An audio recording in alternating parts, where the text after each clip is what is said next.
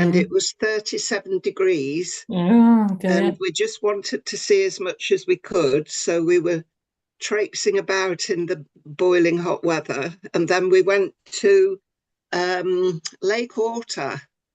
It's Orta Sanguilio, it's called. It's a medieval village Mm. on the edge of a beautiful lake. It was absolutely stunning. But again, it was just so hot. Mm. I'm just not used to it.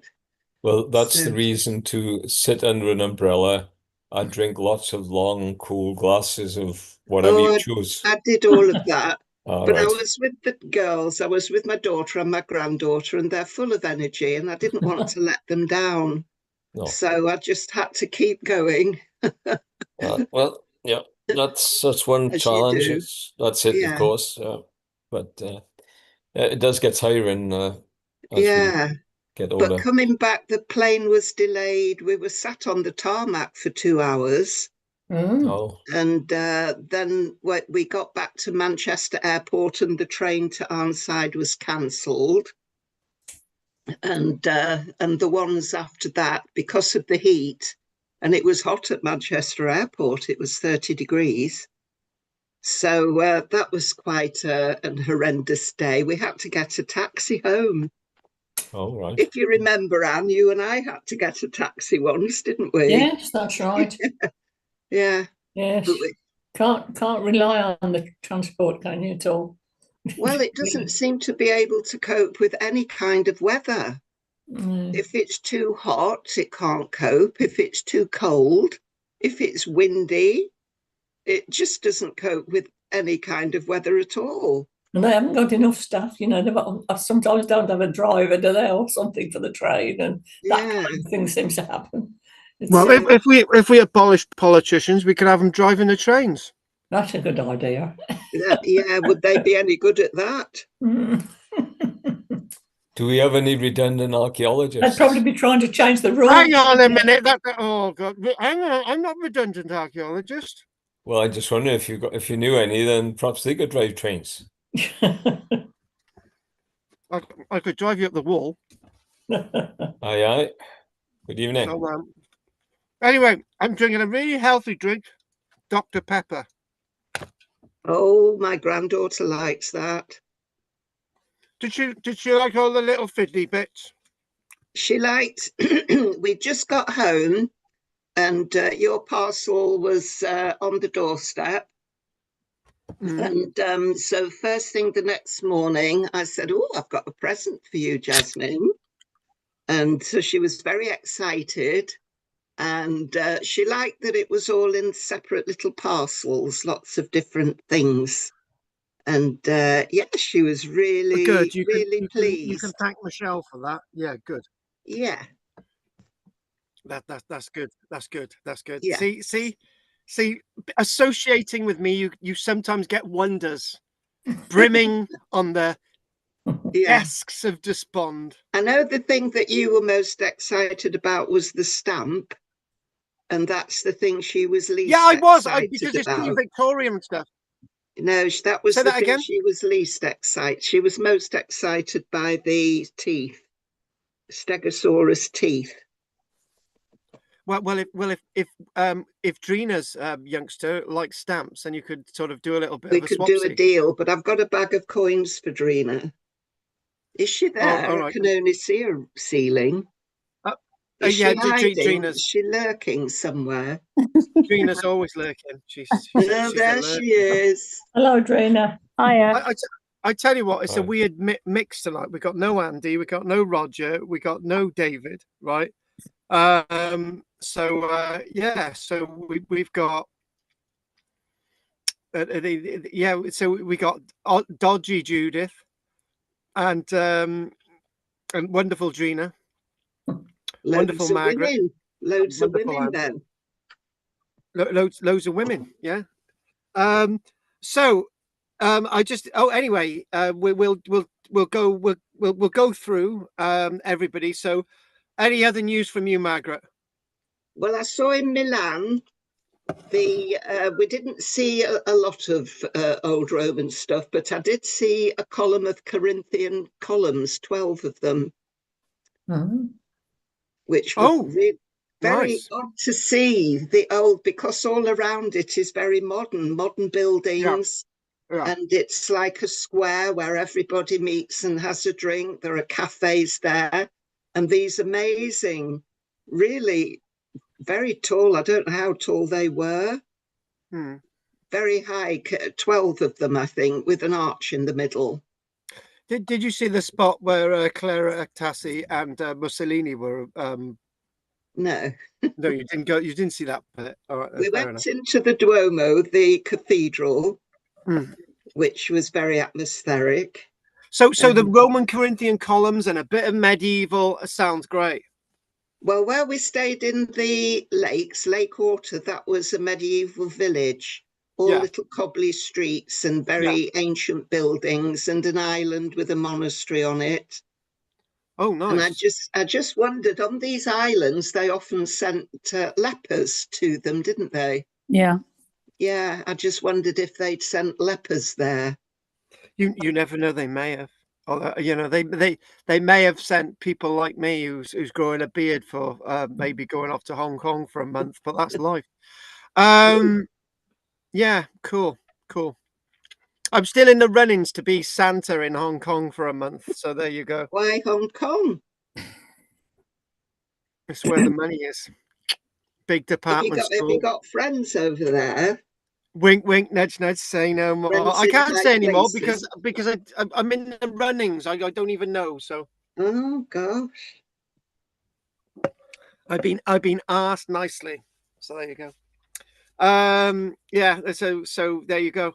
Anyway, Milan sounds good. We got a friend called who's one of our YouTubers called Nylog, who watches my stuff, and he said he'd been watching it for the past 5 years.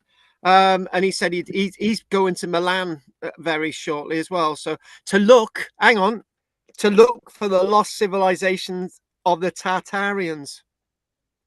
What was interesting, Yeah, go as you on. know, my granddaughter's Spanish and she's learning Catalan at school. She speaks It's all Greek Castellano, to me. but she's learning Catalan.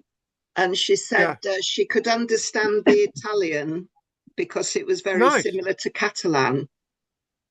Oh, Yeah, very, very interesting. Very, yeah, very.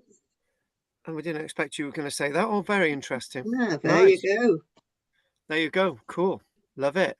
Right. Okay. Anne, have you had a word with Janice about what I said? Wink, wink, nudge, I nudge. Say, usually see her on Monday, and I haven't spoken to her this week. I didn't see her. I shall see her next all right. Monday.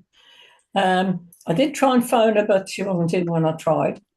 On the other hand, Okay. I think it's very unlikely she wants to come because when she stopped, she was saying she's always busy on a Tuesday. She does something on a Tuesday, but I will ask her. I'll see her on Monday, hopefully this Yeah, and month.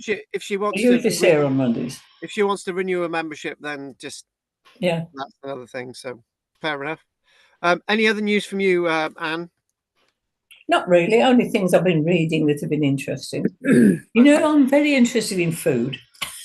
Oh, hey, talking about food, right? We might have a little bit of excess of rhubarb, right? So if anyone wants 10 sticks for £6, which includes postage, let me know. Yeah, I've got some rhubarb. You Anyway, you want you want some of our postal rhubarb, do you? yes, but only a small amount because I live alone and Hang on a minute. Right, hang on. Right. So right, that's a do you lot. want 10 sticks of rhubarb? 10, yeah, I can manage that. Right, we'll send them up. There'll be £6 on the knock, right? So Okay. we got two varieties of rhubarb. So the problem is, although our rhubarb's really nice, it's just we're looking at it and thinking, right, there's quite a bit there, and it might go to waste, mightn't it, Michelle? Yeah. So we got two different rhubarbs. We've got the pink rhubarb, right? Oh, I got to tell you a little bit of history about rhubarb now, right? This is you've led me in. Anyone else who wants rhubarb, just let me know as I'm talking to you, right? So, but we'll talk about rhubarb a minute, and it's really linked. Anyway, there's the pink rhubarb, right? And we got another type of rhubarb. So we got two varieties of rhubarb. And do you know what, right? Rhubarb, right? Was something that was used as like a herb, and it's first recorded 4,700 years ago in China, right? And guess what? Rhubarb was introduced to Britain by, guess whom? The Romans. Oh, That rhubarb was introduced to Britain by the Romans. Now it makes me think, right? When we get random rhubarb plants in the middle of nowhere, right? Is it to do with the fact that that might be an indication that we've got a Roman site there? Because that's an interesting point. Because when occasionally you get French snails in the middle of nowhere, right? That might be an indication that they've been introduced by in the medieval period or the Roman period. You just got to dig the surface and the answer's there. yeah. And they've been hanging around. So so the rhubarb's introduced by the Romans, and the RH, it would be RHA, not RHU, but the RHA, which would have been mutated in the word rhubarb, actually comes from like this barbarian plant that's been introduced from China. It would have come via the Silk Route, rhubarb. Yeah. So whether I don't think, to be honest with you, I don't think the rhubarb would have lasted, I don't know, a 50-day journey from China, but so it had brought seeds along. So there you go. Bit of a fact there, Anne. So Yeah. thank you. They would have nibbled it en route, wouldn't they? A little bit of a nibble. Aber nibble. Don't mention aber nibble. Does anyone know which Carry On film they mention aber nibble? All of them. No, they do mention aber nibble in a Carry On film which is partly filmed in Wales, right? It's Carry On camping. No, it's to do with Carry On nurse. No, you spoil it. It's Carry On Up the Khyber. Oh, Yeah. that was filmed in Wales. Yeah. It's partly filmed in Wales, and there's Was also it? 2 Carry On films, if anyone can mention them, right, which don't have the words Carry On in them in the title. Well, they wouldn't be Carry On films then. Yeah, hang on. There's 2 Carry On films which are Carry On films which don't have the word Carry On in the title. So Well, there they're you go. not Carry On films in that Hang case. on. Can you seriously tell me that Don't Lose Your Head, right, which is the revolutionary Carry On, right, when you've got the black finger, right, that is a Carry On film, right, but it doesn't have Carry On in the title. And there's one other Carry On film that doesn't have Carry On in the title. So that's Was for you. Hattie Jakes in it? Well, that's a bit of a random one, isn't it? She was in most of them. She's my favourite. Yeah, matron. Right, exactly. Right. Will, right. Me and Will are having a little bit of a spat at this minute, right? I've been trying to get a copy of the magazine to him, right? And it's really screwing my whole system up, right? That I can't get a copy to him. And he's in Wales. It's easier to get a copy of a magazine to him in Canada than it is to get a copy to him in Wales. It's typical, right? Will, you don't have to explain, but it's wound me up. Right, anything you want to say, Will? Well, talking about rhubarb, I was cutting rhubarb today, actually. My sister's vegetable garden is quite overgrown. So I've been cutting back weeds, and the rhubarb plants we have at the house are 120 years old. Wow. They were planted in 1903, 1904 when the house was built. Are they pink or are they sort of? That's pink Oh, stripy. so they're the pink variety. Yeah, that's Yeah, right. yeah. But I think you'll find that if the Chinese carried on the if it was carried on the Silk Road, you could carry a rhubarb root in soil and you Oh, could yeah. eat it en route. You didn't just have to carry the seeds. Yeah. As long as you kept it watered and you had a bit of sunshine, that's it. And you could have this a ready-made plant, but there's one catch with this, Will. There's one catch, right? Go on then. It was seen as a herb, not Yes. as like a delicacy that you'd have on your table. Well, but true enough. Yes. This is a point. It was only seen as like a table sort of veg in about the 1700s. However, right, hopefully Michelle's listening to this. Rhubarb is extremely brilliant for liver and kidney problems. Yeah. Well, rhubarb leaves are poisonous. Oh, did you get that? Rhubarb leaves are poisonous. Yeah. And even if you get the pus off the leaf, you will get irritation from a rhubarb leaf. So you best, when you cut them, you wear gloves and you just dispatch them, and don't let your sheep eat them because you're not going to have a very good or a healthy sheep. Unfortunately, Michelle we keep saying to people, but unfortunately, when we do get sheep getting into the bloody rhubarb, they do like nibbling the leaves, and we're thinking, you silly little creature There you thingamajigs, go. efforts, you know. But there we go. Lots of weird things to talk to. If we don't get do the Romans tonight, just don't worry about it. We'll just do it again, right? It's fine. Nothing else Right, from me. Drina, right? Have you ever been in a dodgy movie? Because you certainly do it with those glasses. We're loving it. Drina, go on, talk to us, love. Well, you're going to think I'm being silly now. Oh, by the way, before you say anything, look at my glasses. Oh my God. I guess what I was doing yesterday. I tried to think. Oh, not you Painting. as well. That's your dirty mind, that is. Right, Drina, anything you want to tell us? Right.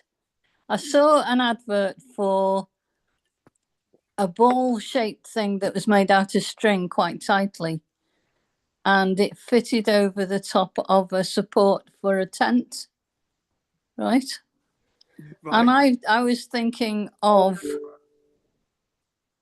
the metal balls that were found with lots of holes in them that nobody knew what they were. Yeah. Do you think I'm being silly, aren't I? No, right. Right. Okay. Only Margaret's allowed to be silly in these, right? So anyway, she's got a license to be silly. I'll just do it as a job. But anyway, right. So let me work this out. Right. You saw an advert, right? A random advert for a ball. Yeah. It looked like a ball of string, but it fitted on the post, the top of the post of a tent to stop it, to secure it, basically, to stop it blowing away at the top. So what you're saying is those weird sort of Roman hexagonal things or whatever, like in a shape of a ball type with loads of holes in. It's like the same thing, but there's no string attached to them. Right, I think we'll move on. My head's gone. Okay. Yeah, I know then. Yeah. Okay. No, I don't know what the hell you're on about, but that's life. It's just. Do you know what? I was actually painting last night in the dark, right? And I realised that as I'm doing this paint, it's going all over me. It's like Michelle started calling me Snowy. That's life. Right. It's a quick way of painting a beard, isn't it? I was just saying that. Father Christmas. Hey, guys, can you right? Michelle doesn't know this, right? But I'm planning, right? When we go to see the Hollywood Vampires and the Damned in Cardiff, right? Do I, right? Dye my hair black and have a white streak down it. Michelle, would that be good? Michelle's for that. We're doing it. Very dramatic, that'd be, yes. Yeah, we're doing it. We're doing it. We're there. And you know, the Damned, the first 1976, I think it was called New Rose. That was the first punk single to ever be released, and Margaret bought 3 copies. Right, talking about 3 copies, Judith. Calling Fraggle over. I'm sorry, I couldn't reach the mute button. Oh, Tartaria, don't even go there, honestly. That's another rabbit hole. It's like King Arthur, isn't it? All of the King Arthurs. Yeah, but basically that's where rhubarb came from as well. Tartaria, right? Yeah, maybe the Tartarians brought the rhubarb area. Right, I'll do part of Tartaria. You can do the other part, right? So basically, there's this theory that a massive empire once existed from somewhere, I don't know, in like the 1700s, right? And it spread from somewhere in the east, all the way through Europe, including. And what it is this civilization that's been completely erased from history. Add to that, Judith. Oh, it's so it's out there, isn't it? It's like aliens. It's when you start talking about it, you end up sounding like a complete lunatic. But wait, I don't know if it's true. I don't know. I know a little bit about what I've heard, but I don't know. There's no evidence, really, is there? There's the big buildings and things.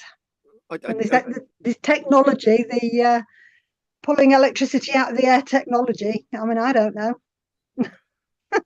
Don't know where to start with it, really. No, yeah, I wish we really hadn't started with that, to be honest with you, love. It's just turned out like a nightmare, that, hasn't it? Yeah.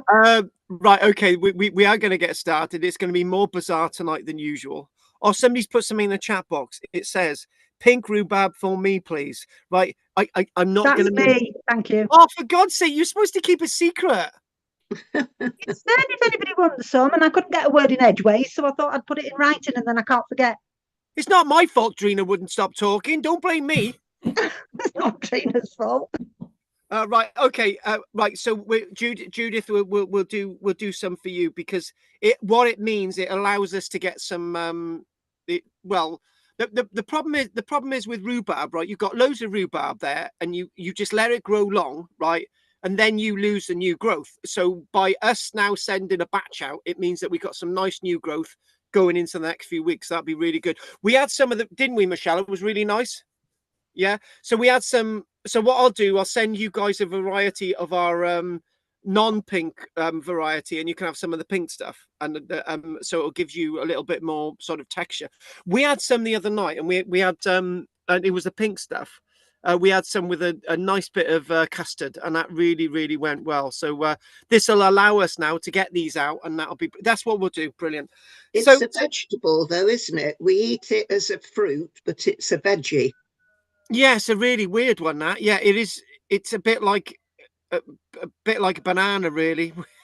Don't go Well, there. bananas are I fruit. wonder, because I've never heard of, get meat with a lot of fruits, and I wonder if rhubarb would. I'll try it with some different meat and see whether it works. It could do, because I love fruit and meat combinations in food. So actually, It probably thinking could. outside, yeah. So I want to interrupt a minute. Thinking outside my head, I think it would do really well if you had a nice bit of lamb, and you had a nice bit of honey on the lamb. Yeah.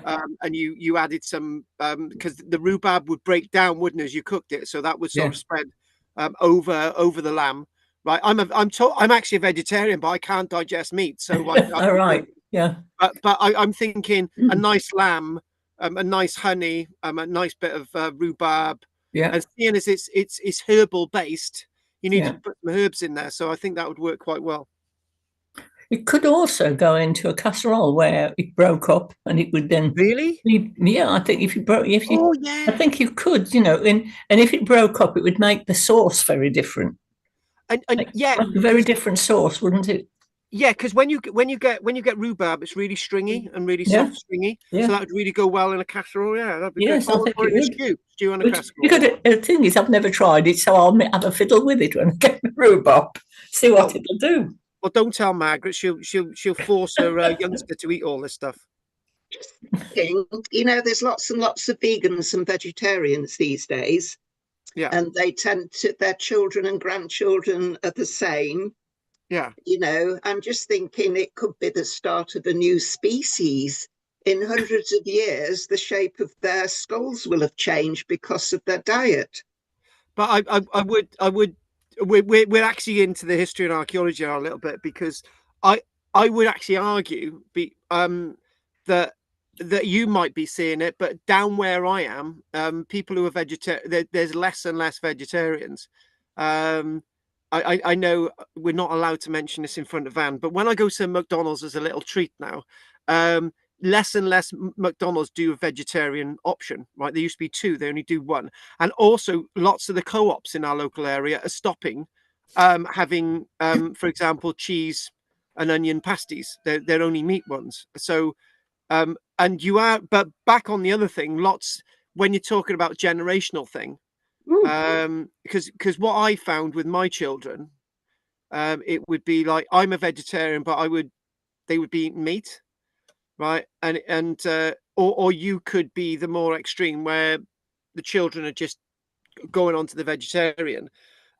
So when you're talking about evolution, the only way evolutionary things happen with human beings is that it would have to be over a long period of time. Yeah. That their diet is vegetarian. The one clear thing that I would say myself is that I can't digest meat.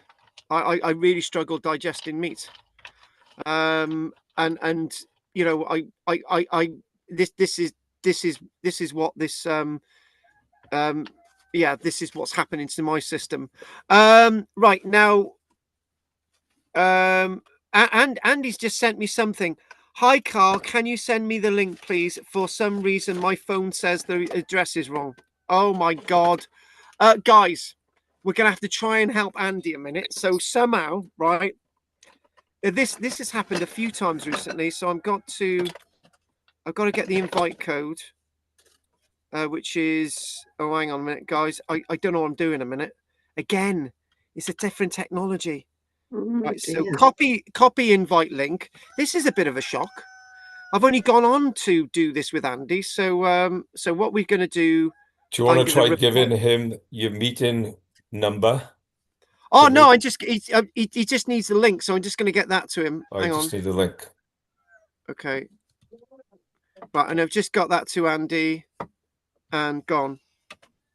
But Andy's got some other things to say whilst we're at it, right? So he's basically saying, "Hi all, can you ask Carl to send me the link for tonight, please?" Oh right, he sent the link to Margaret as well. Right, okay, and he what's he done here?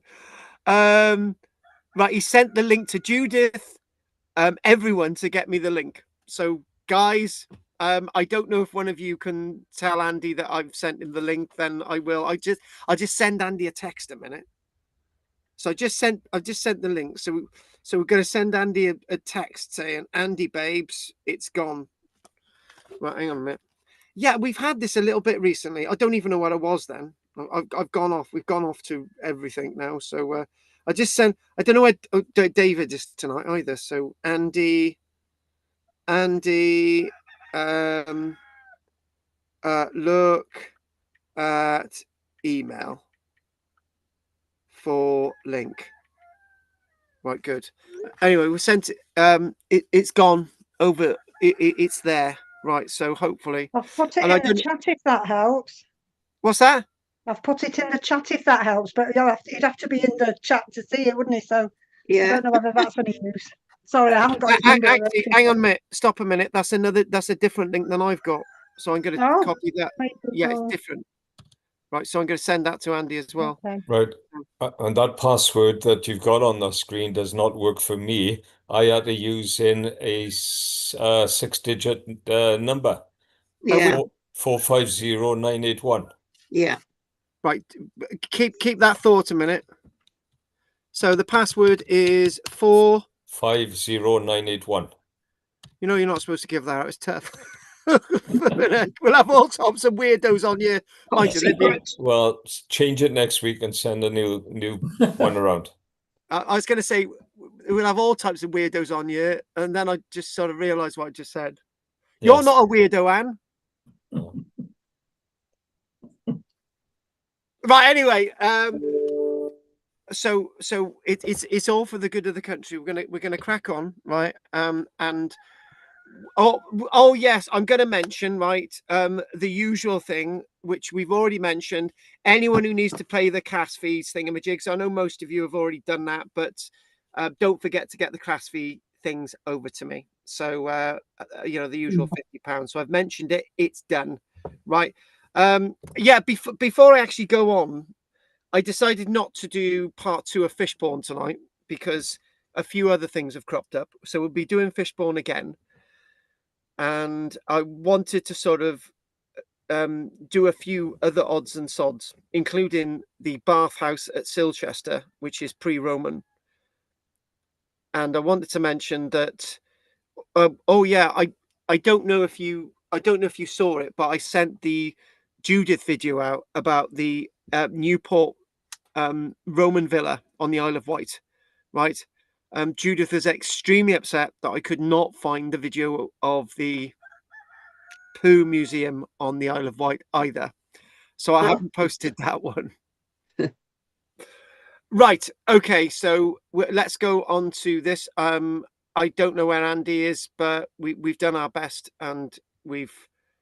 Do you know what I'm going to do now? Has somebody got Andy's number? Yes, I should have. All right. Then do you want to just phone him whilst we crack on? Good. Right. So I'm just going to go on. Oh, we should be sharing an image. And there.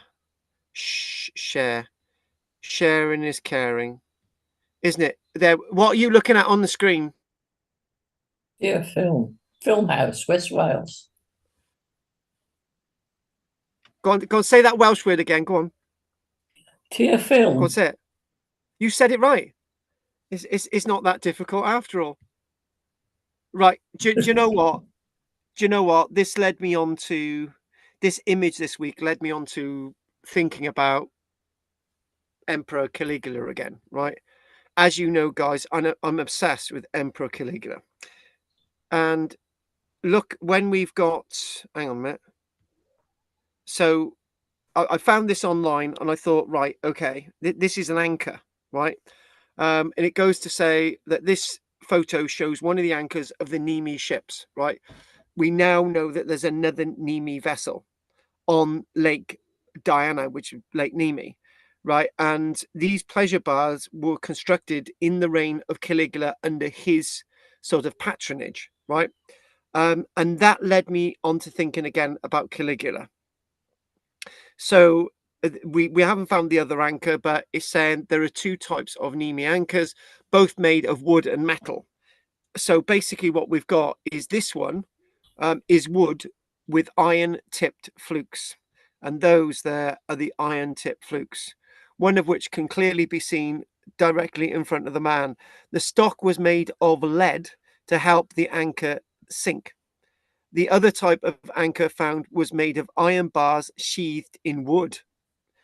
So the main point about all of this is going back to this image, and there is some of the original rope. It got me thinking about Caligula again, and it got me thinking about Caligula's place in history is completely lost. And for me, and thinking about doing another film on Caligula, which is be a much bigger film, is when I did the first film about Caligula, it started getting me thinking that we're really onto something. And people who've actually seen my Caligula film, which is 12 minutes long, I know some have probably not seen it. Has he managed to get online yet? Oh, here he is. By the way. Has he made any progress? Oh, no, we just got a message saying he couldn't get online. So, okay. All right, then. Oh, okay. What's been said? He's keen. What was that? Was that Karen, Margaret? Oh no. Oh dear. Okay, well. Right. Oh. What's wrong, Margaret? Oh, Andy's at Karen's mum's house. Right. He's doing the bit, but he's lost his phone. Did you say he'd lost his phone?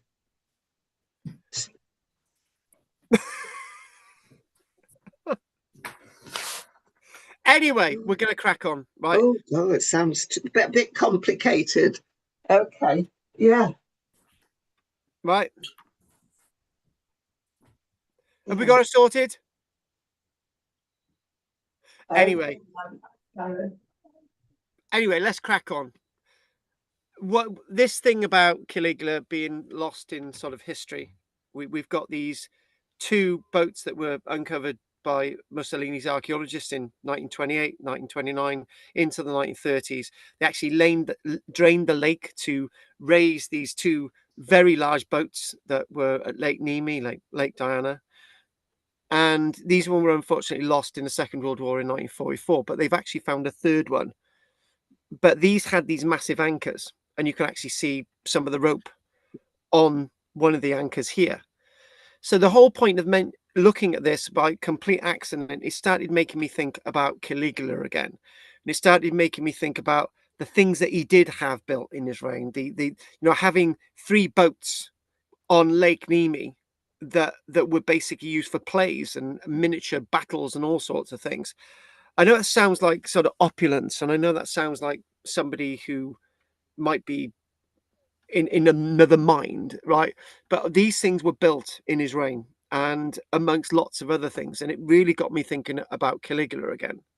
So before we actually go on, I just wanted to mention that I've got some ghost walks coming up for those watching that live in the Vale of Glamorgan. So I'm doing some ghost walks again. And one of the things I want to mention this with you guys, with how we're going forward, things are going to be developing a lot more, and it's likely that we'll be doing more factual videos, more sort of information out there.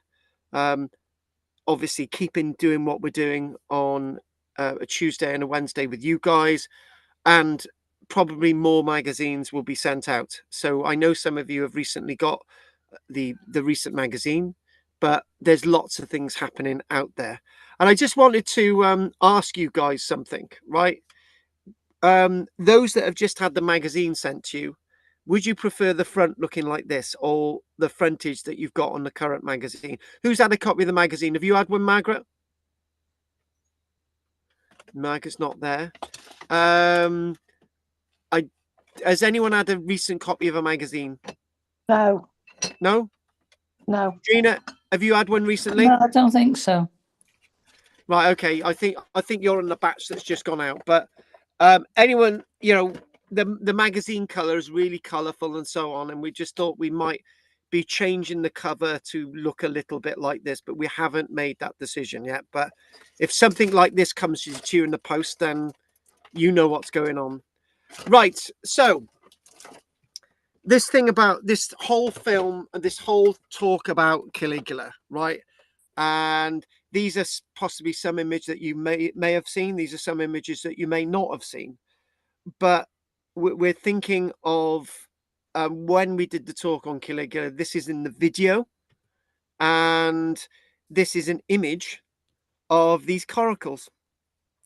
And this was a chap by the name of David Woods. It's very likely that the word conche actually meant coracle rather than shells. Shells were collected, and that's what Suetonius and Cassius Dio said. But we now believe that coracles were collected, and these are coracles with Roman marine naval troops, and you can see that they're in the fens of the likes of Norfolk, and this is what we discussed in the film, and we might be expanding on that story. So back on to what we're meant to be doing tonight, Roman Britain, and that's more about the film. So these are some cards from the film. So anyone who hasn't seen the film needs to let me know, and I'll get a link out to you. And there's a recreation of what we feel that Caligula may have looked like based on one of his marble busts. Now, Caligula didn't get to the age of 30 before he was assassinated. He was assassinated in AD 41 and he was born in AD 12. But enough of Caligula. Do you know what, guys? I went a little bit overboard. And why did I go a little bit overboard? I've been looking at some archaeological finds in Ireland, and I'm sure you want to know more. Now, what do we know about the Romans in Ireland? We don't know a great deal. In fact, are there Romans in Ireland? But the fact of the matter is, there's lots of Roman artifacts that have been found in Ireland. When I say a lot, hopefully we can get an image, not of, where's the image? Oh, hang on a minute. There should be an image coming up, which we'll do after the break. But when we're talking about this is a hoard of silver that's actually been found in Cork, not in Court. God, I'm getting this all blooming wrong. It's been found. Hang on, let me get my notes. Let me get this on the ball. Right, just getting my notes up here. If I can find them. Right, this is actually found in County Limerick, right, in a place known as Boleyn. And the interesting thing about this hoard, if we go back to the image, is that they're all bits of silver. And so all these really nice bits of silver, what do these bits of silver mean?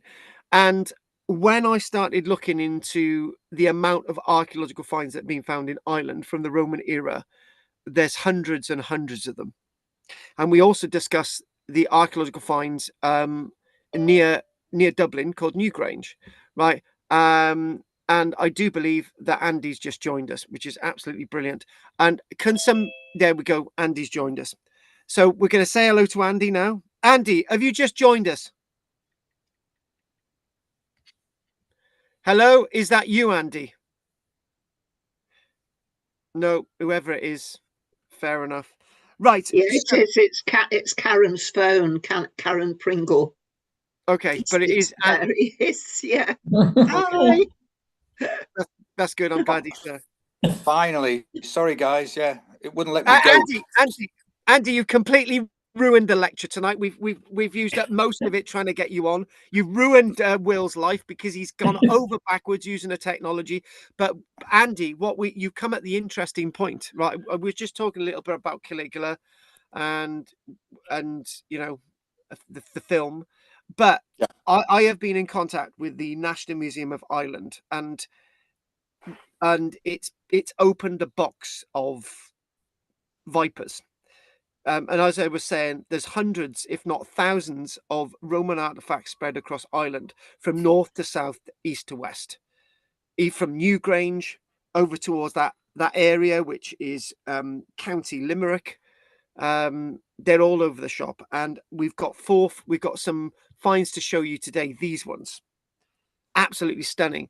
And what the Museum of Ireland have actually said, they want to know what images of artifacts that have been found in Ireland, what images I want. And I'm just thinking, you know, I could do weeks looking at the Roman archaeology that's been found in Ireland and what it means. So these artifacts here are really, really interesting, right? And if we sort of put them on the side, maybe if I can do that, that's a little bit better, right? Good. So these artifacts are really, really interesting. They tell an odd story, different from the narrative. So what this is described as a silver ingot hoard. The next, it describes it as an oxhide silver ingot from a hoard found in a gravel pit in Belaine, County Limerick. The hoard contained a total of 4 oxhide silver ingots. Right, so there you go. There's 1, there's 2, there's 3. And it's not on the screen. Not seeing it. Can't see it. You can't see it? No. No, How long have you not seen this image? not ever at all. 2 minutes. Well, we saw it to start with. Oh, did you? Briefly. Oh, you saw it at the beginning. All right, then that's fine. It's Andy's fault. Let's just go back to it, right? Andy, you're looking quite cute tonight. That's good. So there we go. Right, can you see the image now? Yes. Yes. Good. Now, guys, the rule of the matter is when I'm doing a presentation, right? Don't go for a whole hour and say that you haven't seen any images. Right? I have been there, right? I remember in the pandemic, I gave a talk on a Wednesday evening for an hour. I used to do hour talks for people who used to want to do them. And I got to the end and somebody said, it was really nice listening to your voice, Carl, right? One person had fallen asleep, right? And they said, but it's a bit of a shame that this wasn't illustrated. All the 30 slides that I painfully researched for that one presentation as a one-off, no one had seen a single one of them. Anyway, back to this. So a new thing here. So these, which you probably wouldn't have come across before. So these here are known as oxhide silver ingots because they're the shape of an oxhide. So 1, 2, 3, 4, right? So these are silver ingots, but these are actually, some have got Latin on, right? These are actually Roman artifacts. This is very specific. And this is classed as a hoard, right? Those 4 oxide silver ingots. And basically what you've then got is 3 fragments from silver vessels of very high quality, all of Roman manufacture. Now, this is different from what you might think about as a Viking hoard, right? Because in a Viking hoard, you've got Anglo-Saxon stuff, you've got stuff from the Byzantine Empire, you've got stuff from the Roman world, you've got some stuff from here. That these are all specifically from one period of time, which is really, really interesting. Really, really proper stuff, right? So again, look at the inscription there, right? Look at the way this silver stuff works. So you can probably work out that these 3 objects here, that triangular bit, that one on the right, and that one on the left, are basically fragments. So, but back to these ingots here, right? These are official stamps. Now, I would be surprised if anyone's ever seen anything like this, but these are found in Ireland. Official stamps are present on 3 of the ingots and read ex of isatis, ex officis vilis, and ex or nonut.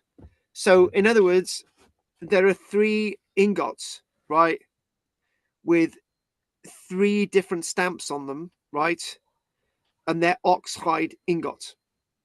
Now, very, very interesting that what we've got here is it actually showing one of these as actually, I can't really see it, but one of them, it's saying that one of the ingots bears the Christian symbol Chia Rio, and the stamp it bears is the same as that found on one from the fort of Richborough in Kent. Now, if it's got having Chia Rio on it, right, clearly means that these are probably from about the 300s, right, which is again really, really interesting. What do they tell us? That's the question. What do they tell us? And again, going back to the point, having artifacts similar to ones that found in Richborough. Remember, this is an island, hundreds of miles away. Similar objects are found in Kent, in Richborough. So that complete ingot there, not that one, not that one, not that one, but that complete ingot there, weighs roughly 318 grams respectively, right? So when we think about this here is known, this is a plate fragment with a bearded rim and the corner of a rectangular dish. So again, there is the dish. There's part of the rectangular dish there, and so what we've got, interesting enough, trying to build this. So the plate fragment here and this rectangular dish here are Roman artifacts, but they're manufactured in Britain. So where that object there, the plate, and this other one on the right hand side are manufactured in Britain, while this one here, which we're going to zoom in, isn't manufactured in Britain at all. This is manufactured on the continent. Well, the fragments showing the scene with 3 horsemen may be of Mediterranean workmanship. So you've got 3 different types of artifacts here. Ingots, you've got a plate fragment there, which is, fragment, from the Mediterranean. And you've got that object there, and you've got that object there from a rectangular plate. So this is telling a story, right? Trying to really get into what this story means allows us to think more. So that, again, roughly around the AD 300. So this type of hoard contains cut up fragments of silver, which, if you were thinking about Vikings, would be hack silver, right? And it belongs to a group of late Roman hoards found in northern and western Europe, in places like Denmark, Scotland. In Ireland, the Boleyn hoard is one of only 4 such hoards, and the only one to have been found in the south, or sort of south west of the country. It has been interpreted, and also this is something really interesting. Where you think about hack silver and some of the hoards found in Cumbria, for example, which are a mixture of, as I've said, Byzantine, Anglo-Saxon, Roman periods, all sorts of things, right? This is all Roman. So this is nothing to do with the Vikings. So this must have been taken to Ireland in around the AD 350s, the AD 400s. So this itself, by Irish archaeologists, which is very interesting to make this statement, it has been interpreted as a possible payment or donation to Irishmen serving as foreign auxiliaries in the late Roman army. So that's a really, really important point to be talking about that and to have these interpretations.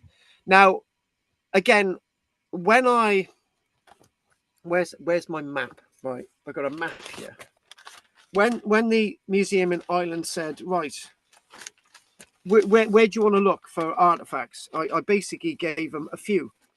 Right, I could have told them Barron's Court, which is in Northern Ireland, or on the northern coast of Ireland, which is Dun Fanray, or I could say the Faint Mountain, or Flower Hill, Ballyreese, Ballatoy, and the list goes on and on and on. There's so much Roman archaeology being found in Ireland, and what do these things mean? Right, that is the point. So, do you know what? I've got this, and it's talking about one. I've got the Chio Rio symbol, right? I just can't see it. Can anyone see it? It's on one of these, but it might be on the other side. But again, what I'm going to plan to do is I've got a form that I've been asked to fill out to access photographs from other archaeological finds in Ireland, and I'm hoping to come back here with more and more images like this. And to be honest with you, you're not going to get this on the internet, and that's the point. You've got to apply to the museum to get these images, and we're very, very lucky to be looking at that. So this is the area we've been looking at today, and the Belaine Hoard. And what we're going to do next is we're going to look at this, and there's a sheep. So I want us to look at this email from the Museum of Ireland. It says, we have some assemblages from Lambay, which is basically opposite the coast of Cymru, Wales, Newgrange, which is a known site because it's a Neolithic site, Castle Leon, which is in the very south of Ireland, but not so much Roman material and not so many photos of them. So we've got a list of artifacts from another site, which I want to compare with archaeological finds that have been made in South Wales. So that's going to be a list that we will do in a short while. The skeletons from Bray Head. Now, this is really interesting, right? I read this to Michelle and she said, what? He said, the skeletons from Bray Head Island that were supposedly buried with Roman copper coins could be Viking, and the coins never made it to us. And that's the problem with lots of this stuff. Some of the artifacts are said to be of a certain date, and they never made it into the collection. And they're saying the Castle Lions Hoard has got Roman stuff in it, but it's dated to the 1100s.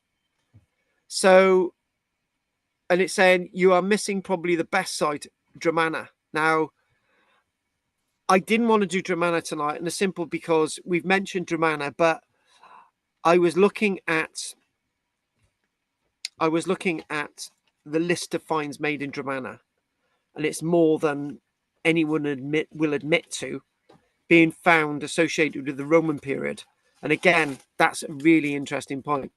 So, and oh yeah, and I made the mistake, folks. Made a big mistake.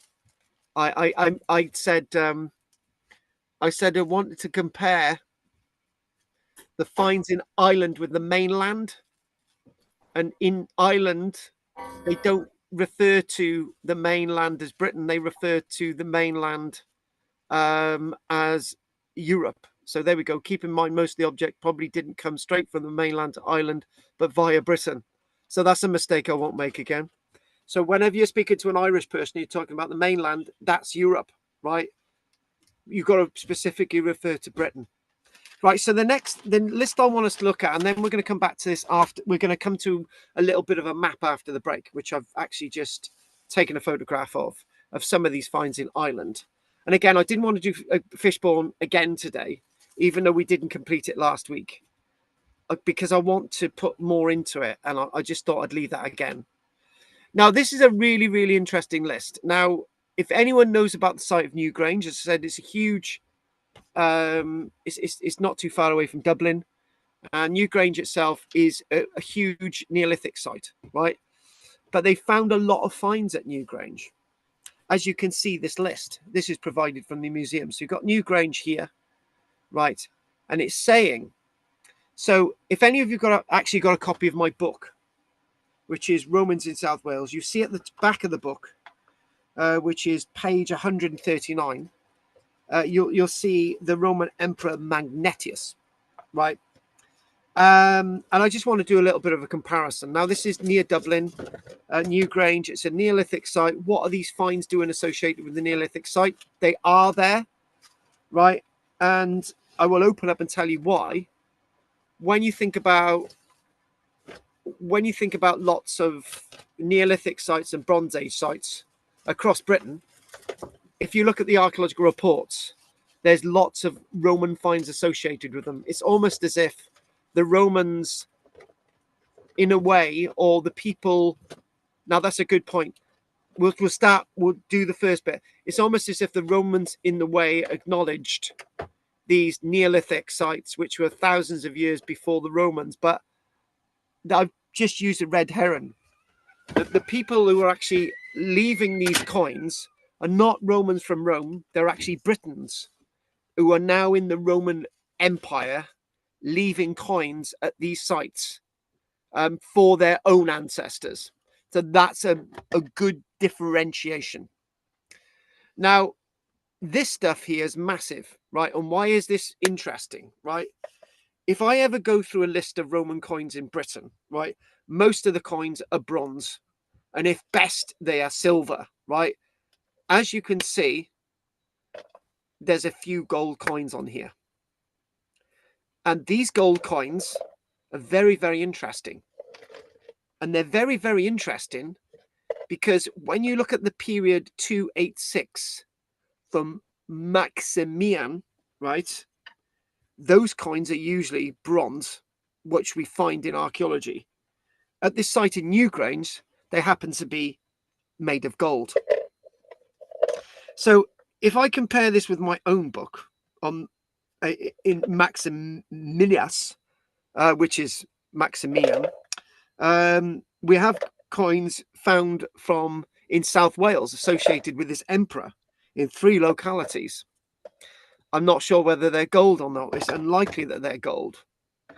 And also they've made a big mistake there, because no Roman emperor is going to reign from 367 to 837 unless they're God, right? So forget about that 837 bit on the end. But again, when we look at this and we think there's another gold coin from a Roman emperor called Gratian, right? And we've got a coin of his from Cardiff, right? But this coin near Newgrange is gold again. Again, gold coins in a Roman British context are extremely rare because, as I say, they're usually bronze or at least they're silver, right? So then we look at Constantine I, and I look at my own list for Constantine I. Constantine I is known as Constantine the Great, and that's really interesting because across South Wales, there's 12 examples of sites that we get coins from Constantine I at least, right? And we've got coins of Constantine at Newgrange, and there's two basic gold coins there. So talking about a pendant, but we'll see that as a gold coin from Constantine I. So I think this is really, really interesting. But what is interesting is this coin here, which is a gold Roman solidus from Theodosius. Now, Theodosius is a really, really interesting emperor, right?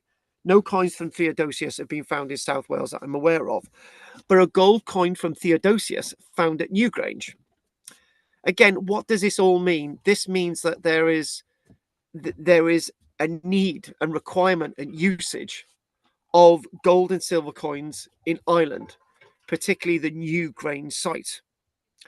And the other thing as well is that one single coin, a gold Roman solidus of Theodosius, is in terms of gold coins being in Britain, is a very late coin. But also Theodosius was a Christian emperor, so it said Constantine was could be said to be a Christian emperor as well. But he's but all of this stuff is really, really interesting. And what we are seeing is a bit of confusion when people talk about Ireland being outside Roman influence, when all of this indicates from one single site a wealth of Roman archaeology, and even weird things like a faience melon bead, which is basically a faience, a bit of a clay bead, which this would probably come from Egypt.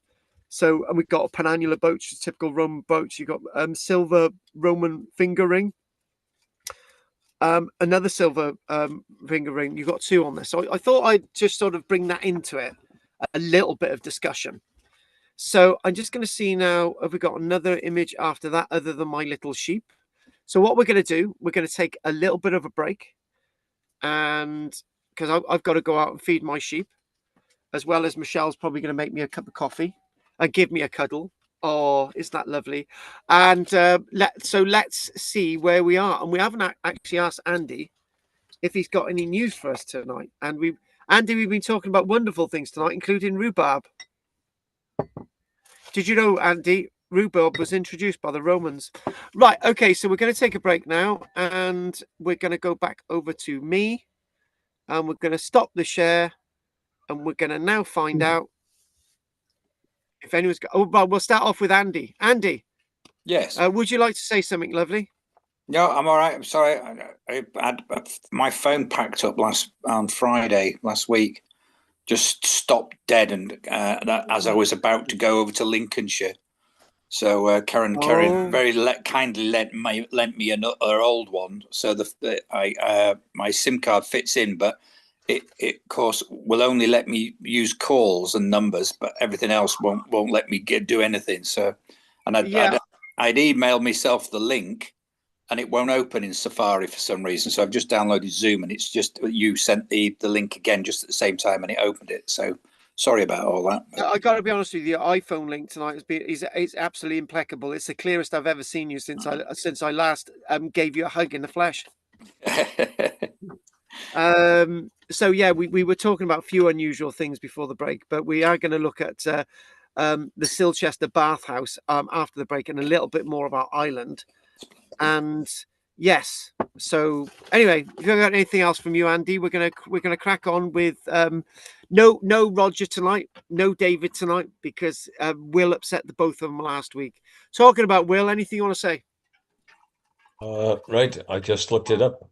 The first thing that came to me when you said about silver and hoards was pirates, not John Morgan, not Captain Morgan, not Henry Morgan, but pirates, and the relevancy to the Scotai, the Irish tribe in the south, who actually joined with the Picts. And it ties into a Facebook presentation that I saw from a chap who was an archaeologist, historian, who did a little video about talking about how did the word Scotland come from. Well, it came from the Irish, from Scotai, but the fact that the Scotai in the 3rd, 4th, and 5th century were pirates.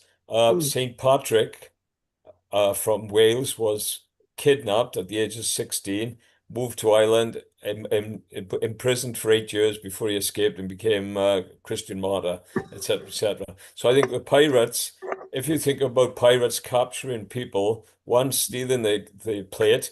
If I was a pirate on your ship in Pirates of the Caribbean, I'd say, watch my share. And you say, right, I got the silver plate by you. You can have this bit, or this bit, before you stuck the dagger in me and said, well, you didn't get any now because you're too talkative. But thank you very much. Can I just do a response to that? Right. I want to do a response to that because this is a really interesting thing. Whenever anyone talks about pirates, it's almost as if the pirates were the mighty instigators of complete fear. Right. I'll give you a little bit of a story. Right. There was an archaeologist excavating at a Roman site called not Glanimore, a Roman site called Llanmaes, right, which is near Llantwit Major. And when this archaeologist was excavating there in 1886, he found over 30 sets of human remains, right? In fact, I think the total figure was about 37, right? And a big chunk of these bodies, I think about 30 odd, were decapitated. And they had been decapitated in a room on top of a mosaic. And immediately the archaeologist in 1886 presumed that these were actually people, the males that had been killed, right? They'd all been decapitated. And there was even a horse in there, I think, that being decapitated. I don't know, right? So the archaeologists, because we didn't have radiocarbon dating or any sort of dating, we didn't have the strontium analysis, we didn't have DNA or anything like that in 1886. He immediately put in a report that this is proof that there was a raid from Ireland, right, into Llantwit Major, and that the men were all butchered. They were all decapitated, and the women were taken off into slavery, as you said, Will. And basically, that was the story. But the story doesn't end there. And there were some other bodies, but that's another part of the story, right? So when they started looking at the DNA, the evidence was quite stark. The people in that room had actually come from either the north, a northerly island of Britain, or Ireland itself. These people had been butchered by the people who owned that villa, right? And they had butchered all the men and decapitated them in a disused room with a mosaic. So I wanted to bring that back at you, Will, because it's like whenever you talk about piracy, whenever you talk about raiding, you always feel that these raiders are going into areas and they are mighty and they're dispossessing people, and they're always the winners. In this one example, at this Roman villa at Llanmaes in Llantwit Major, those people never went home to Ireland or a northern island in Britain. They were all killed, and those would have been the pirates that Will has just mentioned. Right, I wanted to put that in there, Will, because it's a Right. different take to whenever we mention this, isn't it? Go on, Will. Yeah, okay. If we had Irish conscripts in the Roman army as auxiliaries, we would have expected to have seen a Roman auxiliary named with an Irish name, like the Iberian 45th or the 32nd or the 23rd, or the Scoti 14, or the Picts 15. So the question is, we don't have any visible on mainland Great Britain Irish auxiliaries in Ireland, in Britain, or in, shall we say, Germany, which was the frontier at the time. So you've got a question. Was the hoard from the money paid as ransom? Was it the money stolen from after raiding the various country, the various states? And yeah, so it's a big question. Were the Irish just pirates at that point in time, or were they in fact did they actually eventually go and work for the Romans or not? Because they, for 300 years, then you're in the decline of the Roman Empire. Yeah. Constantine's gone. If we could find some Irish auxiliaries in Constantinople, now you would say we've got proof that the Irish were auxiliaries for the Romans, but how do you do it? Right. Can we just break that down a bit? Only a little bit of that. Yeah, it's complicated. You could have had voluntary mercenaries who were then classed as auxiliaries from Ireland in the Roman army. I think that's one point. But back to this, the National Museum of Ireland, Dublin.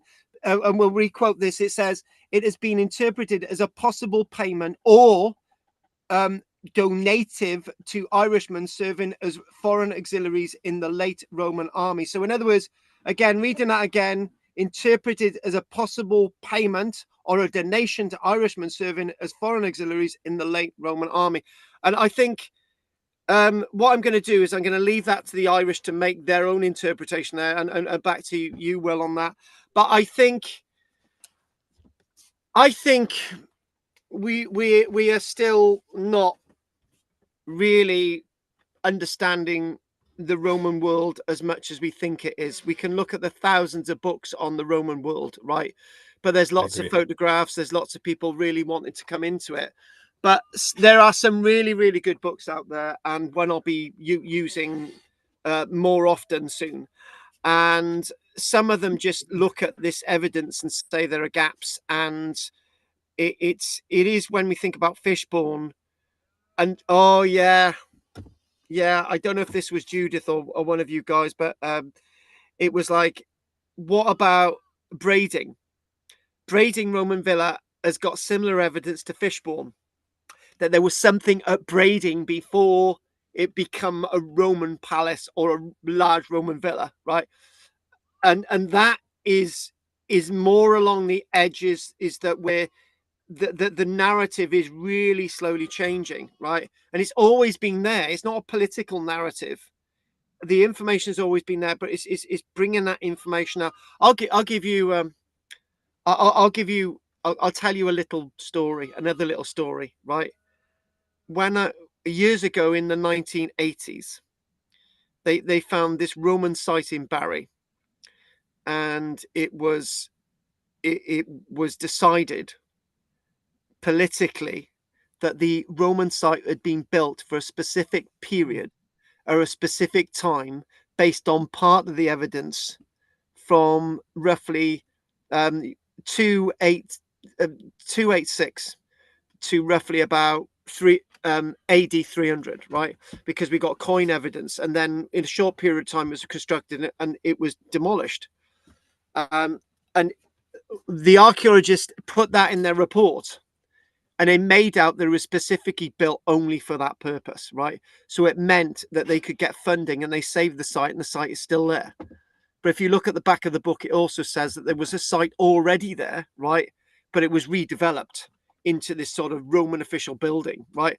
So what you've got to do with lots of these things, you've got to re-look at the narrative. You've got to get all the information to understand these sites, get a sense of interpretation, and then and only then can we really understand what this archaeology of this period is about. And then when you erase the fact that this misinterpretation, this is actually the name of a period rather than the name of a people for Roman era Britain. So, right, Margaret. Well, you know, a lot of Yorkshire folk went over to Ireland during the Roman conquest. And now, from Stanwix, from the likes of the Brigantes. The Brigantes. Maybe. Yeah, I mean, they were allies of the Romans, but then the worm turned, and a lot of the Brigantes went over to Ireland, probably took a load of loot with them. But you've been hit by something, right? That you're looking at the AD sort of 8 AD. Yeah, it's a bit earlier. Yeah, but the interesting point is that what we do, we always look at a wave of like Roman influence in Ireland. But what we should do, we got to look at, this stuff is going on all the time, right? And then when you can understand it's going on all the time. So when you look at it, because what Gina phoned me the other day, she said, look, Carl, she said, I know you want to complete your PhD with the University of Highlands and Islands. I'll give you £29,000 to do it. And I said, look, Gina, right, I can't take your money. She said, please take it. And Gina said, no, I got to win the lottery. So Gina, you're off the hook. Okay, thank you. And it's my pleasure. I can still accept the money sometime. Right, Margaret, the point is that when you look at the archaeology on Orkney and Shetland, it's so easy to say it's all happening on a Wednesday afternoon, right? I know. It's happening over a long period of time, and this is a really important point. Mm. So, but there was that great big coordinated battle in AD 367 between the Scots and the Irish, and they conquered the Romans. That was the end of them. Yeah, so what happened, right? What happened is the Picts and the Scots, using the new satellite phone technology from Starlink, which is Elon Musk's new thing. So they coordinated all these people coming over from Europe, and these bent Roman soldiers, and some Picts and Scotties, and some very odd Cornish miners that nobody understood, right? So what the real story is that the Cornish got involved, and they thought, we can't handle that. So all the Picts, and they all gathered up with the Romans and the Britons against the Cornish, and that's the real story, which people would like us to tell. They call it the Great Conspiracy. Yes, they do. Between some say it's like 366, some say it's 367. I believe that they'd had a bad drought. Yes, they had. Few years, and there was that the same as having bad wind? There was infighting. There was a lot of infighting, a lot of rebellions going on. I think what the Great Conspiracy is about is an organized sense of absolute turmoil, and then what happens is Theodosius reorganized Britain, and things go back hunky dory. But the point is, with what you've just mentioned, is that it's not one. It's the term these days. It's not one actor, right? It's not just the Picts. It's the Romans. It's a few angles. It's Britons. It's people who can't be asked, and it's all these other things. And it comes at a point that they're still building Roman villas, and they're still trying to have a sense of Roman era Britain. It's a bit of a mess, but great conspiracy, love, is a long way off. We've got to do the stuff in the middle, all right? So leave that one. Thank you very much. Anne, anything you want to say? Well, it's probably not greatly related to this, but when I looked at the silver work that was shown for Ireland, it reminded me of other Irish what do you say? Crafts. Yes. Crafts. And I've heard sort of before about, women could do weaving. I was thinking of women's crafts particularly, but even embroidery was when men's were in the Middle Ages, were in the embroidery guild rather than women. And I wondered, and again, we see the paintings of, gorgeous goddesses or rich. Yeah. And they're decorative. And obviously there's embroideries and things one would have thought. Yeah. Knows.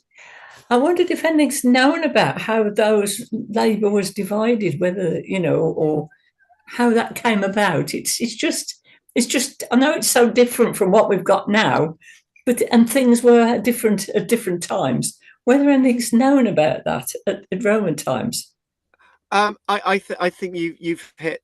I think you've hit another nail on the head, which we. I think the nail on the head is that the balance between females in Britain and how the female experience was in Britain, in Roman era Britain. Yeah. And then you're talking about the female experience in bits of Scotland that were outside everything, and the female experience of people on Orkney, the Hebridean Islands, and Ireland itself. And I think what you nearly came to say was that maybe women had a more dominant representation in Ireland. Now, there are lots of little weird stories about beautiful red-headed women in the Iron Age and in the Roman era period in Ireland. Because what you've got to do if you're teaching this is like the Roman era is from X time to X time, and whether you're in Ireland or not, it's the Roman era, right? So that's what we're doing.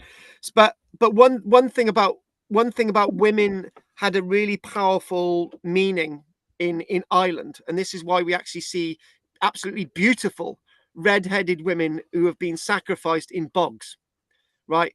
So that tells us that not women were dispensable.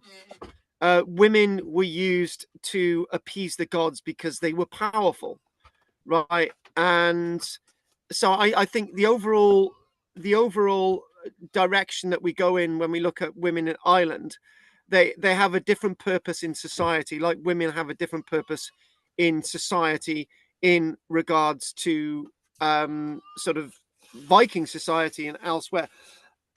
I think more and more what we do see in Roman era Britain, it's not mainland, is it? Oh my God, the island of Britain, that one island, not the little island over there. Oh my God, I've said something terrible now. I gotta get my words mixed up. The island itself, and Britain, and then the Europe.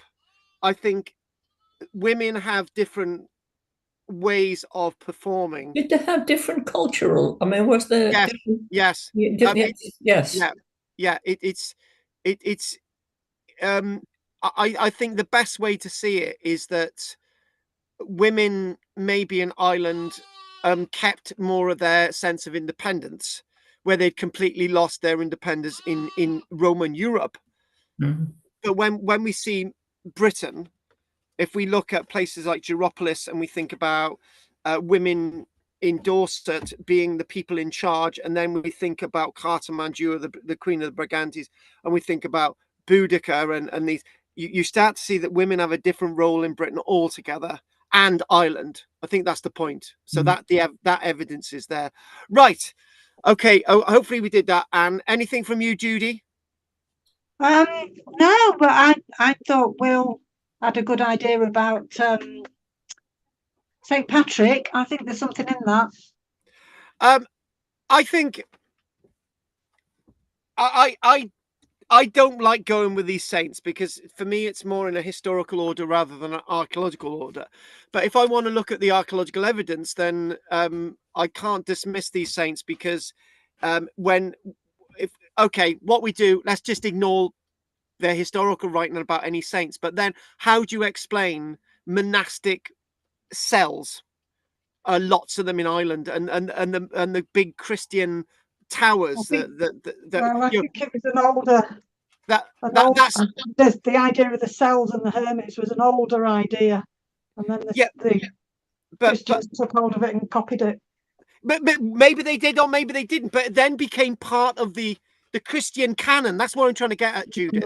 Yeah. Lots of things in Christianity came from earlier period. That is true. Yeah. Even white stones, collecting white stones in places of reverence. That's an old sort of prehistoric thing.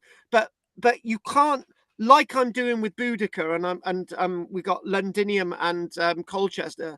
Do you realize, guys, that we've got so many balls juggling in the air that I still need to go back to lots of these different things, and we haven't really got far. We're still into sort of the 60 AD 60 area, but Christianity is present in the archaeology more than it's in the history. And the reason why I'm saying that, there's more evidence of Christianity that doesn't have representative saints. So the archaeology has more than the history in regards to saints and all the rest of it. That's what we're saying. So, okay. So, Gina, anything from you, babe? Because I gotta fondle my sheep in the field. No, nothing. Thank you. Right, okay. I'm gonna go off and fondle. We're gonna have a break for 15 minutes. And I'm sure what's gonna happen, right, is Will's gonna tell you all about his playing cricket on a lawn at Rumney, and I'll be back.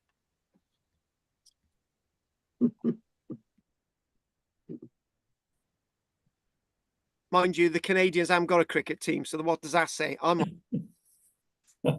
Yeah, Will didn't play cricket on the lawn in Rumney. They actually play bowls on the lawn in Rumney. And I don't play bowls. Anyways, time for a cup of tea, I think. Sounds like good for Andy too. There we are then. I'm off.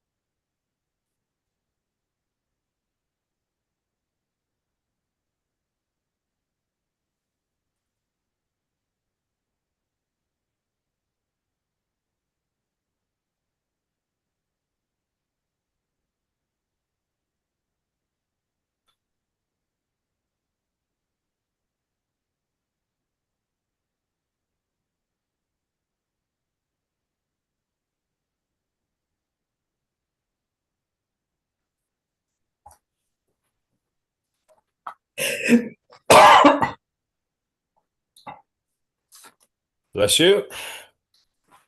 Thank you. Do you suffer with allergies at all? No, Oh, no, not that I know of, no. not that you know of.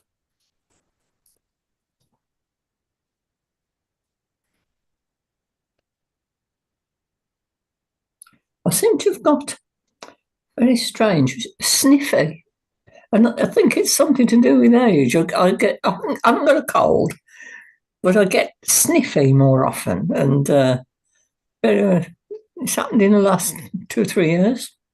Oh, right. But it doesn't seem to be a cold, and as long as I wipe my nose, it's all right, you know. But Well, since I've been back in Wales the last 5 weeks or so, yeah, I've had an allergic reaction to pollen or tree Oh. pollen or flower pollen. Yeah, Now, traditionally, what I tend to do is to take an antihistamine, the 24-hour name, basically snap off a tablet, put it under my tongue, first thing in the morning. It usually lasts most of the day. Sometimes in the evening I have to top up, so I'll put the other half under my tongue yeah. and take care of it that way. But in Canada, I'm usually pretty good. I rarely get allergies, but coming back to Britain now in the last few weeks, I've reacted.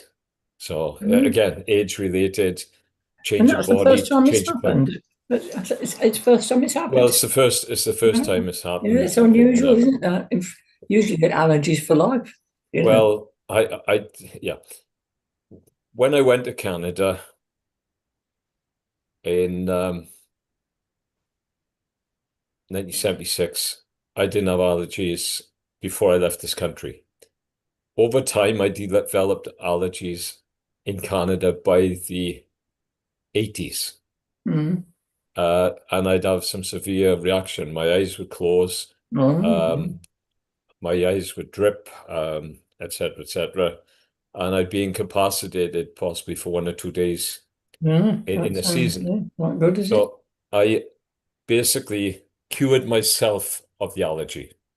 Right. I Well, the used histamines to, have worked, have they? The histamines have been. well, in itself, but not totally. What I did in a property that we were in, we had Scotch pine trees, and I used to Yeah. trim them back Mm. in the late spring, early summer, and I normally do it bare hand clippers, regular clippers, Yeah. and I used to get welts on my arms. Mm. Right, so I took an antihistamine, same concept, half of a pill, and they were very Yeah. small. It was a product called Dimetane, and I used to put it under my tongue. I did it for 2 seasons, and after the second season, I never had allergies for the last 20, 30 years. Right. Yeah. Right? But if I find something comes on, the sinuses get blocked or whatever it is, then I'll take that. Claritin is Dimetane disappeared off the market shelf, unfortunately. But Claritin, when Claritin first came out, it caused drowsiness, of course. Now they have a non-drowsy pill, and Yeah. it is effective. But I've always gone on the premise of putting the half a pill or even a quarter of a pill in the Yeah. very small pills Yeah. under the tongue and getting relief within 10, 15 minutes. And it unblocks the sinuses, stops it, the itchy eyes, whatever it is, Yeah. cuts down on the It's worth knowing it's so good, isn't it? Because I've never had to use it, obviously. But, you know, if you had to, it's worth knowing it's something that works. With some of these, Well, it does work. Yeah, some of them it are does. not very successful. That's Yeah. really good. But your environment changes, and again, you know, and Yeah. again, the temperatures that we've had, high pollen comes up in the air, it rains, goes Yeah. down, and comes up worse than sometimes when it's after it's wet, and it you know, it rises again. and you get heavier pollen count in some areas, and certainly in Wales we get a reasonable amount of pollen. So, but It's yeah, amazing in a way that it is still causing that, because we've had pollen around us from the beginning of time. I should think, or I know when we've been around, and it's surprising that something like that isn't, that it does bother people, because it's always been there. In the same way, you know, when we were advised to wear sunglasses, and I think human race has lived with this bright sun all our development. Why does it suddenly go wrong that you should be starting to wear sunglasses? Yeah, but on the other hand, we have tolerated, and we die young because we tolerate certain conditions and we cannot control the conditions. The more conditions you control, regrettably, sometimes with medication, it becomes that point where you say, what do we do? And then you look at all the additives that are in the food, as you well know, that make changes to your body. So a caveman 50,000 years ago, it certainly wasn't on par with us today. No. But did they react to pollen or not? Or was it because their immune system was built up of we can't know, can we really? We've lost it and we have to regain it. It's the same as people having allergies to nuts and other foods. You know, it's the same equation, really, that what product affects what element of your body, and everyone's different. So, yes. you know, but I suppose if you think how mankind has moved around, yes, they'd all be living, as you say, moving around. If they moved out of Africa to China, or from China into Australia or wherever, yes, you know, I suppose that can lead to different problems. Yeah. So we'll see how it goes. But yeah, if you feel a sniffle and you might say why, well, you might try an antihistamine, but don't take a whole one. Just try a little one. Yeah. A half, because they're very, very small pills. They're less than 5 millimeters. All right. Half a pill, 2.5, and you can cut them in quarters with a sharp knife. And you know, that's your telephone somewhere, is it? Gotta find the phone. Or an alarm. It's here somewhere.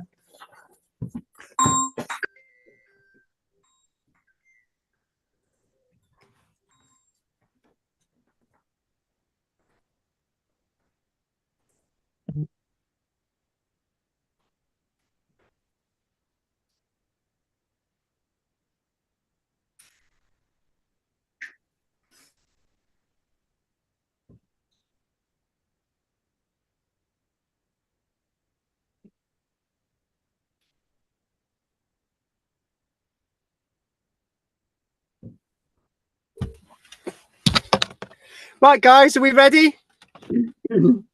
Oh, look at that. How sweet. Michelle gave it a little bit of a feed, so we get started now. Well, I'm feeding her. She's grown up a lot, hasn't she? She has, and she's increased her dose of milk, used milk now. So she's Does she eat grass as well? Well, yes, she is. Well, basically, her mum only lived 2 weeks, but her mum basically taught her everything that she needed to know to survive. She basically said, look, these humans are going to look after you, so you need to know where they live.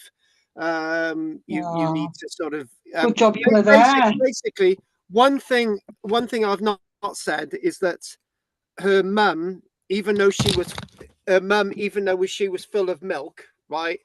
Her mum was pulling her away a lot of the time, and obviously, I think it was, you know,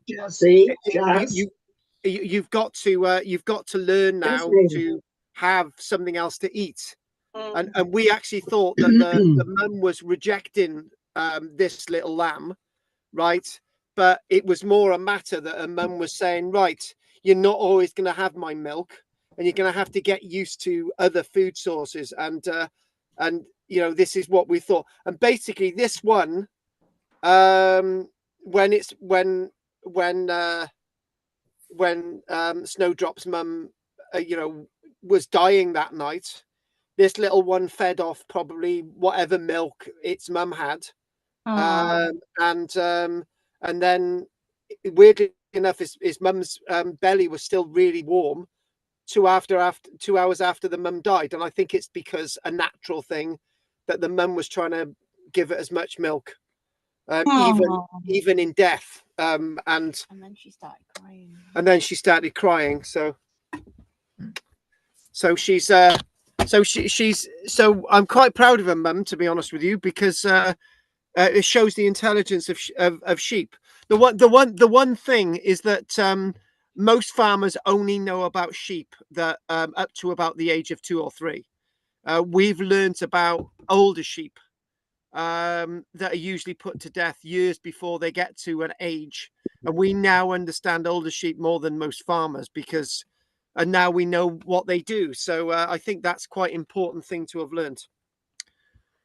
So and to be honest with you, that we get more value from our sheep money wise than, because we obviously get fleeces every year, which is a crop, and obviously we sell their manure, and obviously with this new film that's been released, Sheep Detectives, have you noticed that lots of the sheep have curly horns? I haven't been watching it.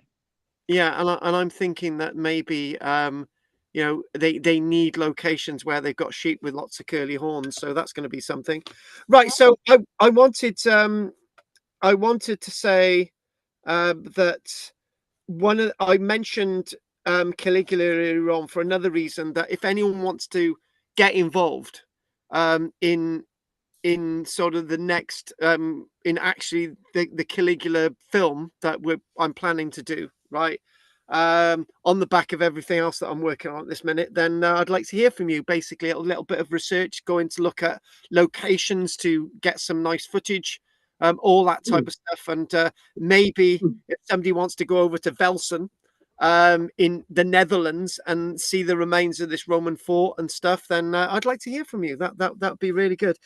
So we'll get the rhubarb out. Carl, where did you get that image from of the Romans in the coracles? That was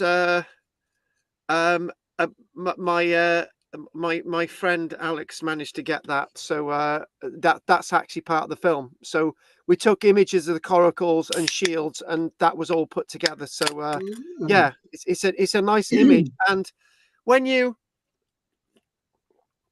I think I've got as much right to say that Caligula invaded Britain as everybody's got a right to say that Julius Caesar invaded Britain, because the only person who wrote about Julius Caesar invading Britain was himself, right?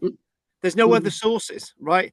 So which do I believe? That there's one or two few, there's a couple of sources to talk about Caligula, right, from outside Caligula, right, when there's no sort, and you know, wouldn't it be absolutely great, right? Just think about it, right? The Herculaneum scrolls, just think there might be a scroll there of a copy of the vitae of Caligula written by Caligula's sister, right? Because when you think about it, Caligula was assassinated in AD 41, right? Pompey is within a generation, right? And that would, I tell you what, wouldn't it be great? I come up with this film, is so ridiculed, and suddenly sees a document, and it actually turns out that he did invade Britain. That would really make my day. But people still wouldn't believe it. They still wouldn't believe it. They're still deciphering those scrolls, aren't they? Yes, they are. Yeah. Yeah, take ages. Yeah, they are. But where's the rush? But obviously the scroll about Caligula, there is a bit of a rush. But yeah. So we're going to crack on. I don't want us to go. I don't want us to go beyond about 22 tonight. And Anne's got to get to bed. I've got to do a couple of things as well. So right. So we're going to crack on. Let's move on. And again, anyone who wants to help with the Caligula thing, great. I'll get the rhubarb out to the guys that want rhubarb in the post. That's £6, Judith and Anne. And I want to know what you think of anyone else wanting rhubarb needs to say now, because this is, or let me know at the end. Anyway, let's move on. So let's just let's see where we are. And Oh, hang on a minute. Oh, my image isn't set. Hang on a minute. Let me get. Oh, we're going to start off with some maps of Ireland, some old maps. Well, old Roman maps of Ireland. And we're going to. Oh, there we go. Window. There we go. Share. Sharing is caring, as we know, right? And apparently, when I'm staying at Drina's with Michelle and 10 other people from South Wales, she's going to do us all breakfast, take us out for dinner in the Albion. Right. Are you seeing this map? Yeah. Yes. Yeah. I'm glad you are. Now, this is a very, very rare thing to come, right? These Ordnance Survey maps of Roman Britain many years ago, and the last one came out in 1978. I've got all these versions, and I'm trying to find the date on this one. This actually is based on the Admiralty charts, and this actually came out in 1956. And clearly in 1956, you can clearly see all of these Roman finds across Ireland. So what we've got Castle Leon's, and I've got an admission to make. The one at Ballylini, right, may actually be another Ballylini, but that's some of the finds that we've been talking about today. And basically what you've got all these finds across Stonyford, Brayhead, that's some really interesting Roman stuff there. Lamb Bay, some really interesting Roman stuff. We just looked at Newgrange, Tara, all of these places there's Roman finds, but these are Roman finds reported before, right, 1956, and we're talking about what is it, 70 years since 1956. So how much Roman stuff has been reported since then? And interesting enough, if you see that all of these place names, Sacrum Promontory, and these are actually Roman names, the Adverse in inlet or whatever island, and all these names which actually come from Roman texts or surviving Roman texts. And when we look at the north of the island, right, what we can clearly see, and look at some little bits of these little dots in Scotland as well. But what we've got is again Roman names. Look at that. Dun Fanny in Northern Ireland. We've got Barons Court again. We've got Ballyreese, we got Carn, we got Flower Hill, we got Fine Mountain, all these things along the coast, right? And look at these ones inland. What are these Roman finds doing inland and down Patrick? So Belfast. So these Roman finds are really intriguing, and what I want to do is do more. But my problem is that when I'm approaching the museum in Ireland, right? Where do I stop researching this stuff on Roman Island, or maybe I'll just keep going, I don't know. So, but I think the point I want to make, back to what I mentioned earlier on, this idea of the Roman world is our idea of the Roman world, the Irish idea of the Roman world, the British idea of the Roman world. It's our experience, right? And it's what we do with Roman artifacts and how we are seen as being Roman, right? Can I just give you a metaphor for that? It's the way Nepalese Gurkhas see themselves as being British. It's the same people from India see themselves as British, right? And it's the same thing, right? And the people from the Chagos Islands see themselves as British. Let's not get political. But anyway, so what I wanted to do next is, I don't want to do this next. I want to do something else. There's this, right? And I got so excited that I'm not exactly sure I've got the notes in front of me.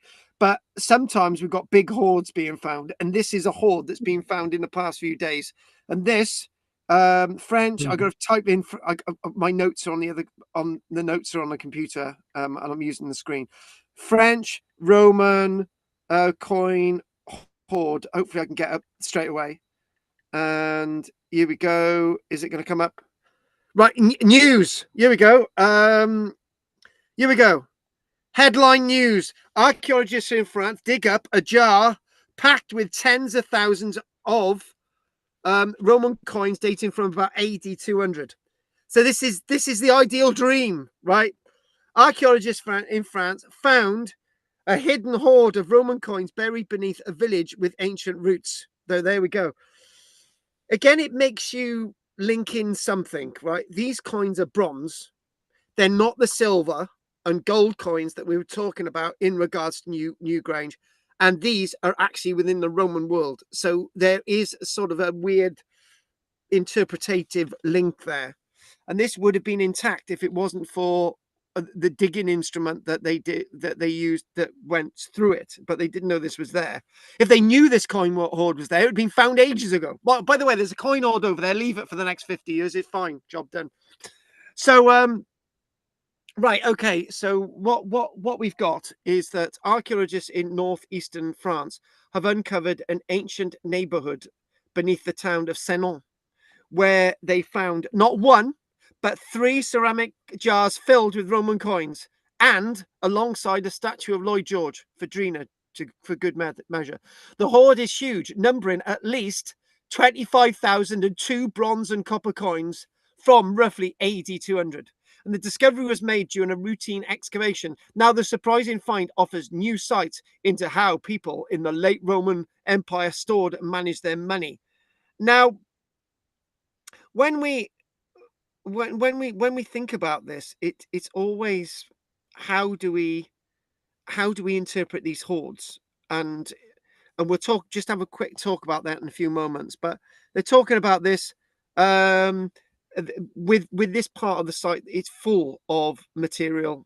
It's densely full of material, and they're talking about the traces of the people that live here, are pre-Roman people. Known as the Mediomatrici. And after the Romans under Julius Caesar conquered the area, a lot of works going on, and these coins are sort of associated with that, with the layers of history, the mystery of the hidden coins.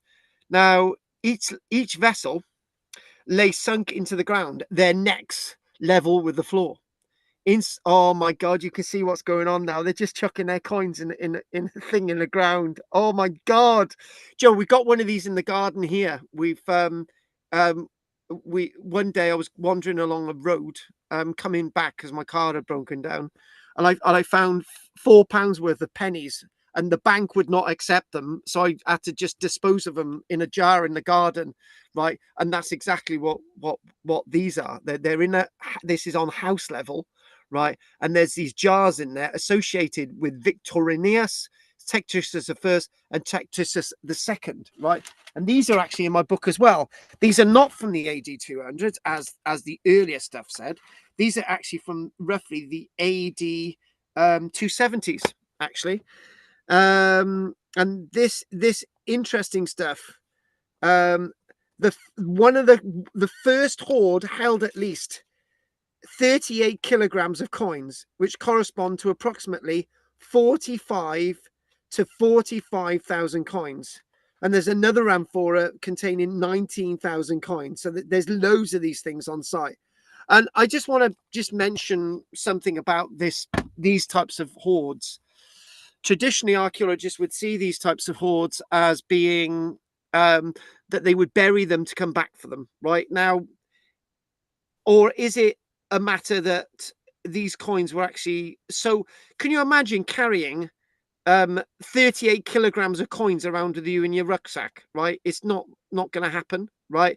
And for 25,000 coins, it's very likely that these coins would have equated to half the year's wages of one single Roman soldier, right? And that's it. So half a wheelbarrow load of coins. And they did something like this on Time Team. So the question is, are these just disposed of, never to come back for them? Why are they in the ground? Nobody wants to retrieve these things. Nobody's gone back. We find loads of these hoards now across Europe, right? And I don't think they are things that people want to come back and dig up. That's what I feel. They're about something else. But these are ground level, and people just put the coins in the jar. But if that's the case, why are they all from one emperor, right? Or 3 emperors at most? So all these things, food for thought. So what we're going to do now, that's the image that Margaret was interested in. Margaret, if Margaret, you wanted a copy of this image, you need to let me know, right? Because we could put we could say famous award-winning filmmaker, right, provided this with great love for Margaret, even suggesting this for the first place. Right, so what we got 4 images now, and I want us to do the last thing that I wanted to do tonight, the Silchester bathhouse. And as I say, it's good to all have you on tonight, and I really appreciate Andy's perseverance to come and join us, which is absolutely brilliant. So I've just got to make sure, hang on, that need to make sure my phone's on charge a minute, because that's where my notes are. Right, here we go. Let's get on to it. So where are we? We're in Silchester. So if we go to the next image, Silchester, that area there, on the left hand side, right, this is where the archaeology is, right? And I think all those cars there are associated with the archaeologists excavating the archaeological site at Silchester. There's more in Silchester than meets the eye. There really, really is. And it's got one of the best preserved amphitheaters in the country, right? There it is. It's got some of the best Roman walls in the country, but few people talk about it. And it's always sort of lost with Viraconian Roxeter, or it's lost with the Roman remains at Caerwent in South Wales. So it's a very, very important site. And as I say, the wall's almost complete. There's a great video online of somebody walking around it. So, right. So let's go with my notes and just get my notes up on the system. So my notes. So here we got, whether we get through this, I don't know. So the pre-Roman bathhouse at Silchester, it's really important to say that underneath this area of archaeology is something that existed and was constructed as part of the free Roman city of Caliva Atrabatum, right? And the point is, this is a pseudo template for a town that would have existed in Britain if the Romans hadn't come over. And interesting enough, and you know, we've shown illustrations before, that the archaeology showed rectangular and circular buildings and square buildings. So it's a mixture of everything. This building itself is naturally the Roman building, but underneath this, Britain's earliest known bathing complex. So what a good evening this is, looking at, again, another piece of archaeology that puts us into the direction of a developing Britain. And there's something about what I've just said, developing Britain. Maybe the Romans wanted Britain as part of their world because it was developing, not because it was backwards, because it certainly wasn't backwards. So this, one of the most surprising archaeological discoveries made probably in the last 30 years in regards to early Roman era Britain. When most people think of bathhouses, they immediately think of the Romans and them building them. Huge public baths, heated floors, mosaics, plunge pools, and steam rooms, and taglios formed from gold rings that have been found at a number of the archaeological excavations. And the pili, the sort of shape of these structures, you know, this is a heated floor, right, in a bath suite. So if we sort of move on to an image of the excavations here. So, but what if I told you that one of Britain's most sophisticated bath buildings existed before the Roman conquest? So underneath all of this is the archaeological evidence of something that existed before Rome. In this array of archaeology. So that is exactly what archaeologists have discovered at Caliva Atrabatum, Silchester. The excavation has transformed more than anything our understanding of Iron Age Britain. So in a way, there's something very unusual that I say. We are projecting our own Roman Britain on the Romans themselves. So understanding of Iron Age Britain forces us to rethink how advanced some British communities had become immediately before the Roman invasion AD 43. And I think at this stage, we need to ask ourselves a question. Was it the Romans influencing the development of pre-Claudian AD 43 Britain? or was it in fact they were doing it by themselves? Had they thought of some of this technology themselves? Those questions are very much burning. Kaliva Atrabatum, the town of Atrabati people. Unlike many Roman towns, it was never built over by a modern city. So that is very, very important. When you go to look at this plan, right? There's bits of a road, there's sort of little bits of one or two buildings, but there's no city there. This was never built upon, right? So what this means is that all the layers, Tim Gold's layers, right, of the Iron Age, previous world, going into the Roman period, little bit of post-Roman, and then nothing. All of this stuff is intact. So what you've got here is the result of this is almost the entire Roman town survives beneath pasture, except for a couple of buildings in the north and the road itself. This has made Silchester one of Britain's greatest archaeological laboratories. And guys, can I let you into a little secret? One of the other little secrets, one of my life goals when I was 10 years old, was to get the money together to put a roof over Pompeii. That's being done in a little bit of a way. One of the other roles was to invade Poland. Well, I haven't done that. And secondly, I seriously now, when I was 10, I wanted to invade Poland. And then third, right, was that I wanted to buy Silchester and I wanted to excavate it all. And I wanted to make Silchester and rebuild Silchester as a Roman city, right? That's not happened. But this itself, as a piece of archaeology, is a great laboratory of understanding pre-Roman Britain, Roman Britain, and how the local people interacted with the Romans. And if you notice the shape of this site, it's not exactly rectangular, is it? It's not exactly square. It's an odd form of trapezoidal shaped weird city type thingamajig. And the reason why this is because something already existed in a city form before the Romans captured this site or made it their own. So the Iron Age site of Kaliva Atrabatum, long before the Romans arrived, this was already an important settlement. By around 20 BC, you're talking about, this is 8 years into the life of the likes of Caligula. 20 BC, this is in the reign of the Emperor Augustus Octavian, right? So this was a tribal capital site. This was the center of trade, a political headquarters. The politicians back then did it for the love of it. A religious center, wealthy community. Now, we're only touching the top of the surface of Kaliva Atrabatum tonight. This is a site that in the pre AD 43, they actually minted coins here for this very rich people, the Atrabates. Luxury goods had arrived from Gaul. Mediterranean wine amphora have been found.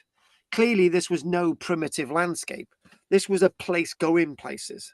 This would have been one of the great oppidums, one of the great non-Roman cities, if Rome had not come over to Britain.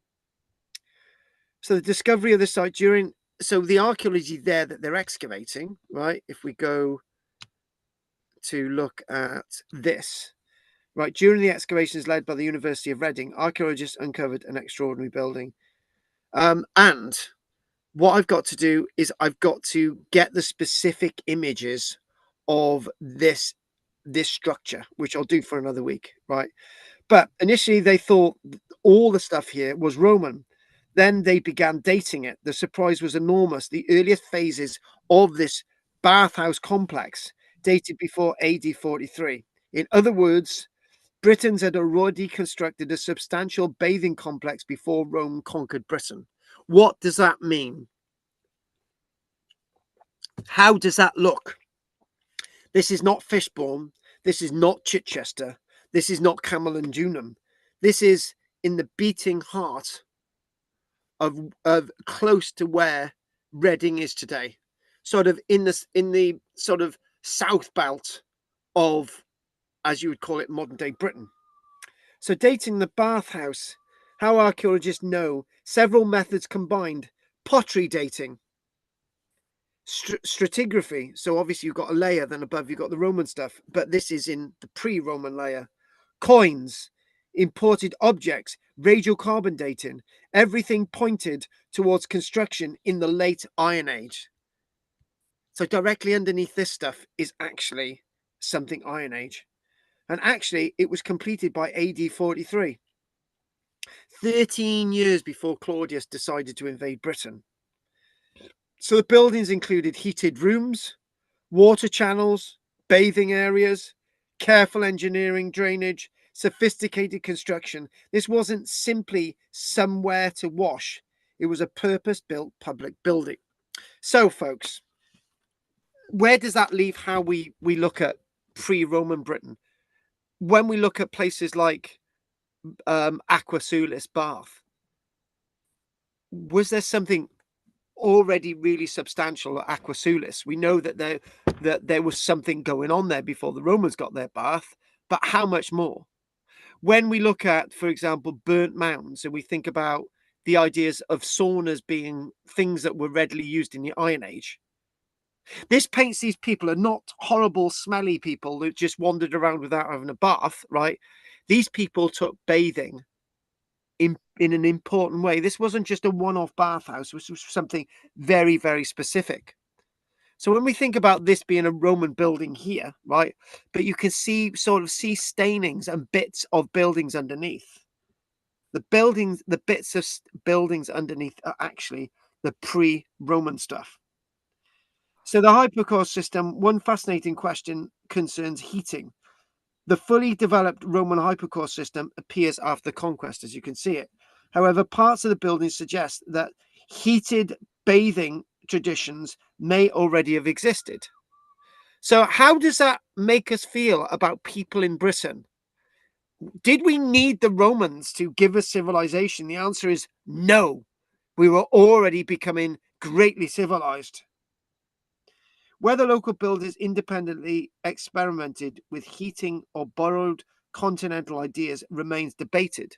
Or maybe we invented this technology ourselves. Either way, the engineering was impressive. So everything then changes. The Atrebates maintained close links with the Gallic people, right? But after AD 43, everything changed. Or did it? Because before AD 43, these people at Caliva Atrebatum had access to northern France, various communities around the world. When I say around the world, maybe the Scandinavians, maybe sort of Germania, Ireland. Before AD 43, scattered across Caliva Atrebatum is broken evidence of imported wine amphora, Roman tableware, masonry buildings, new fashions, bathing traditions. Silchester appears to fit perfectly into the European world of pre-Rome. Now, understanding this sort of real deep narrative, and I've realized I've got more notes here than meets the eye. One thing about this site is one important figure that is seen in history is King Commius, and his coins are to be seen in the archaeology. Commius had been an ally of Julius Caesar in AD 55. He eventually established a kingdom in southern Britain. His successors maintained extensive contacts with Rome. It is entirely possible that elite continental customs, including bathing, arrived during this period. But what I'm sadly doing is saying to have this, the people of Britain needed this Roman influence. I am saying maybe they didn't. And that's a very, very important point. So we go on to not really Roman then. And then it bids the question of what technology we were given the Roman world. So the question, and Judith knows what I'm talking about, was the bathhouse Roman or was it British before all this stuff was constructed after AD 43?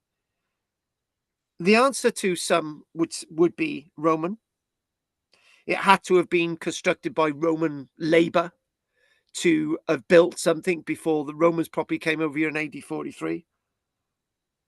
Or it was built entirely with British labor using their own skills. Or a third, Roman and British technology collided to create this wonderful developed site. The builders were almost certainly native Britons. That's the point. The people who would have built this site, no matter what influence they had from Rome, were native British. And they wanted this site. They understood what this site was. They needed this site. It was part of their DNA to have this bathhouse network. This is what archaeologists called Romanization before Rome. Or is it? Are these adopted ideas arriving from the Roman world before conquest? Or is it something else? Now, the big question is, in amongst all this archaeology are the time signs of this big complex to do with these Iron Age people who were pushing themselves before the Roman military invasion of AD 43. Why build a bathhouse? Bathing wasn't simply about cleanliness, it was about status, politics, hospitality, displaying wealth, conducting business, entertaining important visitors. Think of it as the Iron Age equivalent of an exclusive men's club. Do you know, guys, can you remember what I said last week about when Roman officials got to Fishbourne and what they saw was a palace that was better than some of the ones in Rome? But that palace was owned by a local people and a local elite family.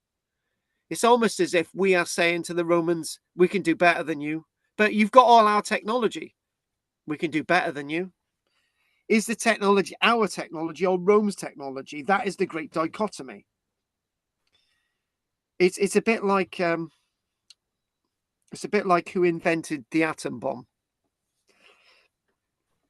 Who did invent the atom bomb? Who can claim to have produced the first atom bomb? Why is it? Now, this is I've mentioned this before. I think Andy will know what I'm talking about, right? So there are 3 nations on this planet that could have developed the atom bomb without any links towards any other country in the 1940s. For example, the Manhattan Project in America, right, developed an atomic bomb. The Germans were said to have got close to developing a nuclear reactor, right? And the technology for the Russians to have a nuclear bomb did not come from the Americans. So what I'm trying to say is that, is it possible to see Britain as independently developing lots of these things without any Roman influence? Big question. So daily life, imagine visiting Khalifa Atrubatum. Again, this landscape didn't look like this, but there was loads of little streets and buildings there. You might arrive carrying imported wine, meet local leaders, discuss trade, hear political news, take part in ritual activities. And one of those ritual activities may have been in a warm bathing house. This paints a picture very different from the traditional image of Iron Age Britain. So what we're doing, we are people from we are people from the Roman world come into this world, right? And then suddenly you are just basically overawed by what's already here.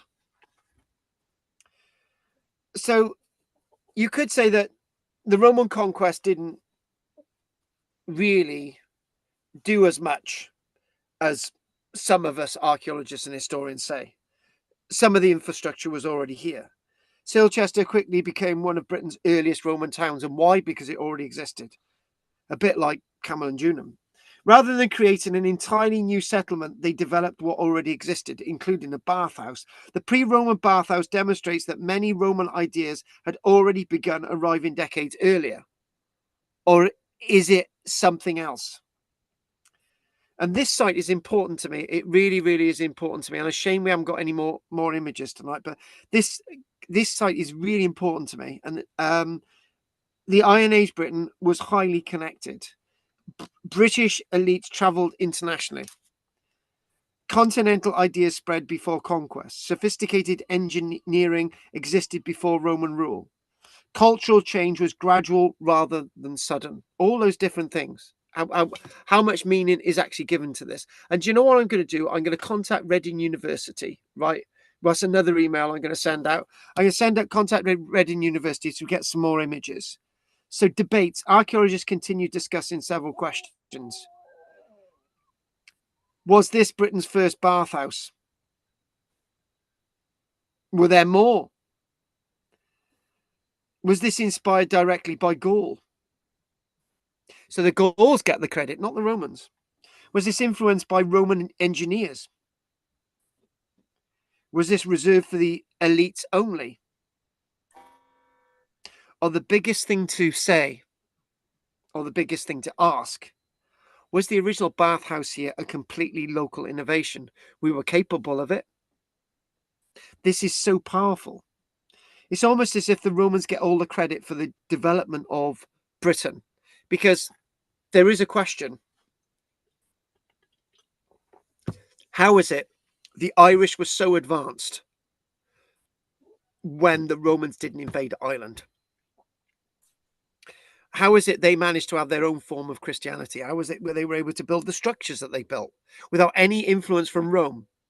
Could the same thing be happening before AD 43 in mainland Britain?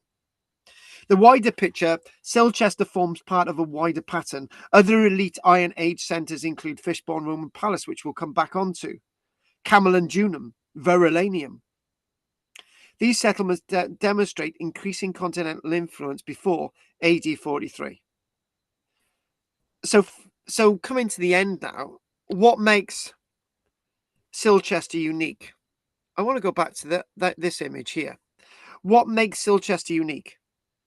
Could this have happened anyway? Could this have developed from the original bathhouse anyway? Unlike many sites, it survives almost completely. This is Caliver Atrabatum. It wasn't destroyed by later cities. Decades of careful excavation exist and records. Every discovery adds to our understanding. Silchester remains one of Europe's finest archaeological sites. Conclusions about this today and just generally about today.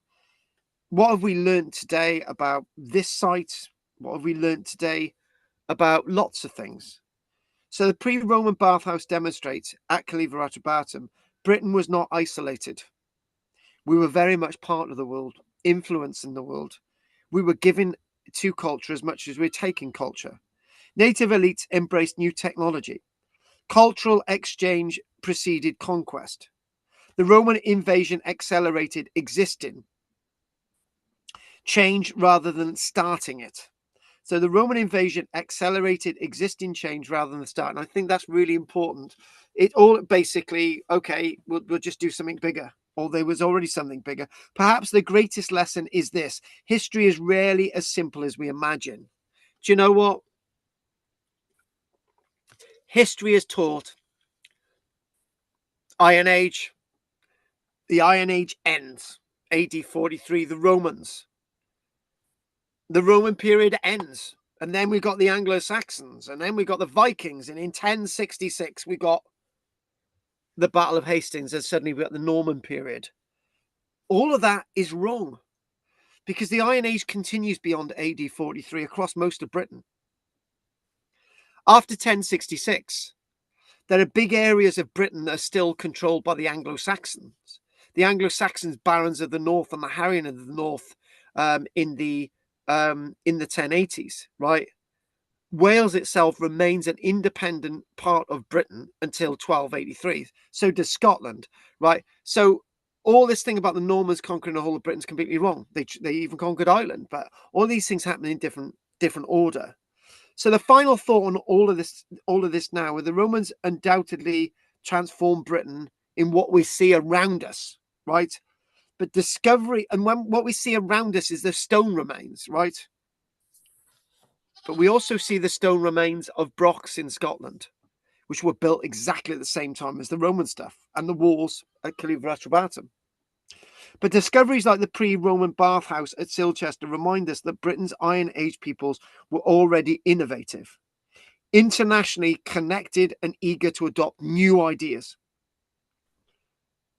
Or is that the end? Far from being conquered out of the Stone Age, they were they were participants in a rapidly changing European world. So again, we'll do that again. Far from Britain being conquered, in a sense, out of the Stone Age, we were participants in a rapidly changing European world with or without the Roman invasion. On that note, it's 9:41. As I said, I didn't want to go on too late tonight, and probably Anne's already left us because Margaret upset her. But other than that, I also wanted to say that we're going to, there's something, we're developing what we're doing with archaeology community. There's things moving forward behind the scenes than weren't going to happen before, right? And you know, this live show thing and all the film work. And I would like to say that if anyone ever wants to come to West Wales, it's on us, right? You can even stay in a little caravan, right? As long as you can put up with a little sheep and you've got to feed them milk every night. But other than that, you guys are welcome to West Wales. It belongs to you guys as well, as much as it belongs to Michelle and I. You can come and see the woodland and the archaeology and the sheep and all the rest of it. Ever need to come, it's on us, right? So I just wanted to make that clear. Judith, you can't come unless you bring me a box of pot noodles. Other than that, right, we're going to call that a day. So we're going to, there we go. And I thought we lost somebody earlier on then. I don't know, it went bling. Right, so that's live. So Anne, if you come to West Wales, you've got to bring us an apple pie. Apple pie? Yeah, you got to. It would have to have no sugar in it.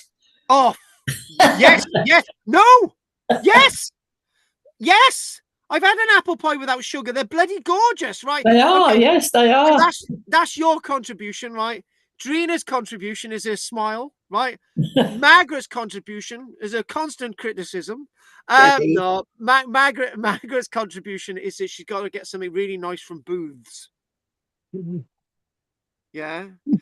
Drina's contribution is she's got to collect some white shells off the beach from Silverdale, right? And Judith knows that she's got to bring loads of pot noodles. And Andy, right, has to do some DIY around here. That's it. And Will, when he gets over here, he's a guest always, right? So Margaret, anything you want to say, love?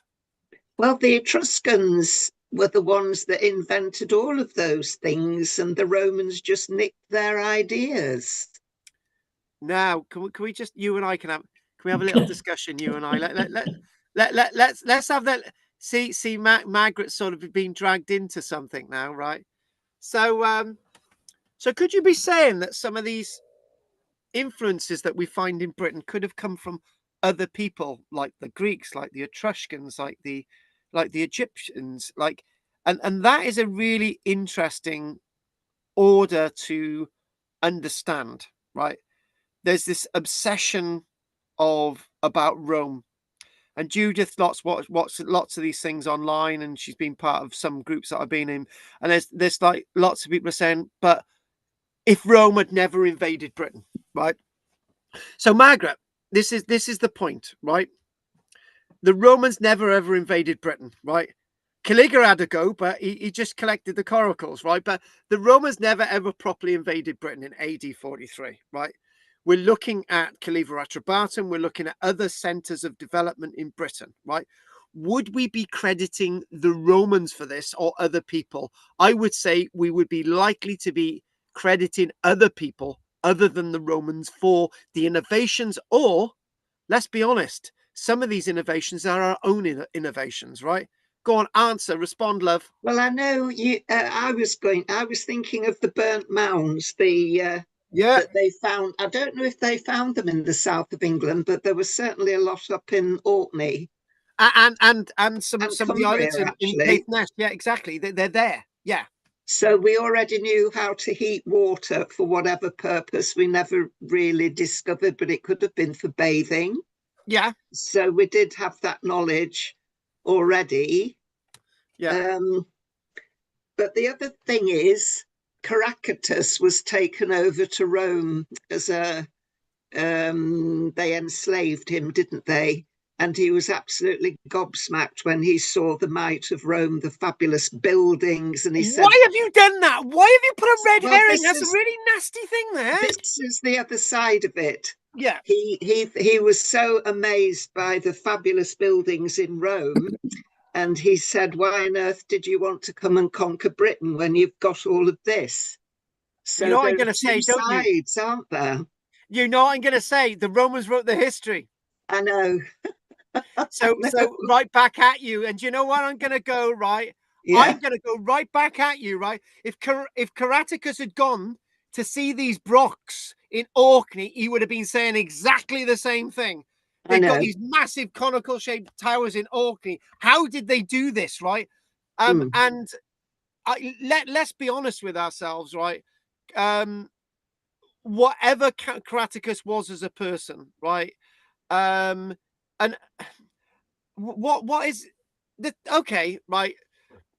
There's a big difference between Calivra Atrebatum developing as this sort of oppidum, this sort of new age town in Iron Age Britain, right?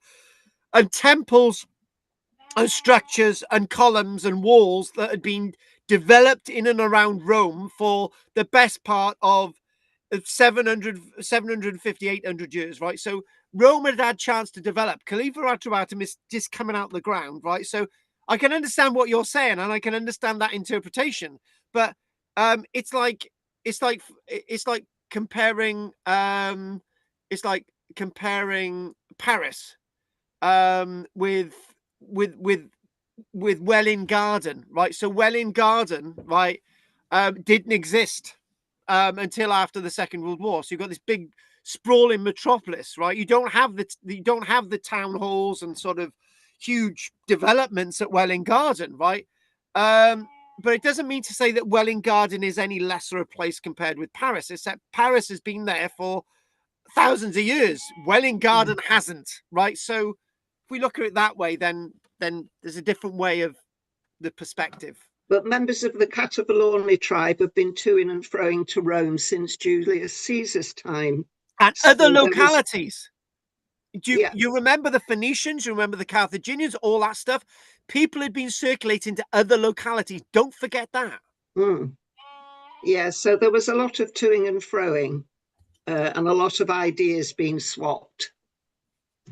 And we mentioned the Mediterranean, and the Mediterranean is not all under the control of the Romans.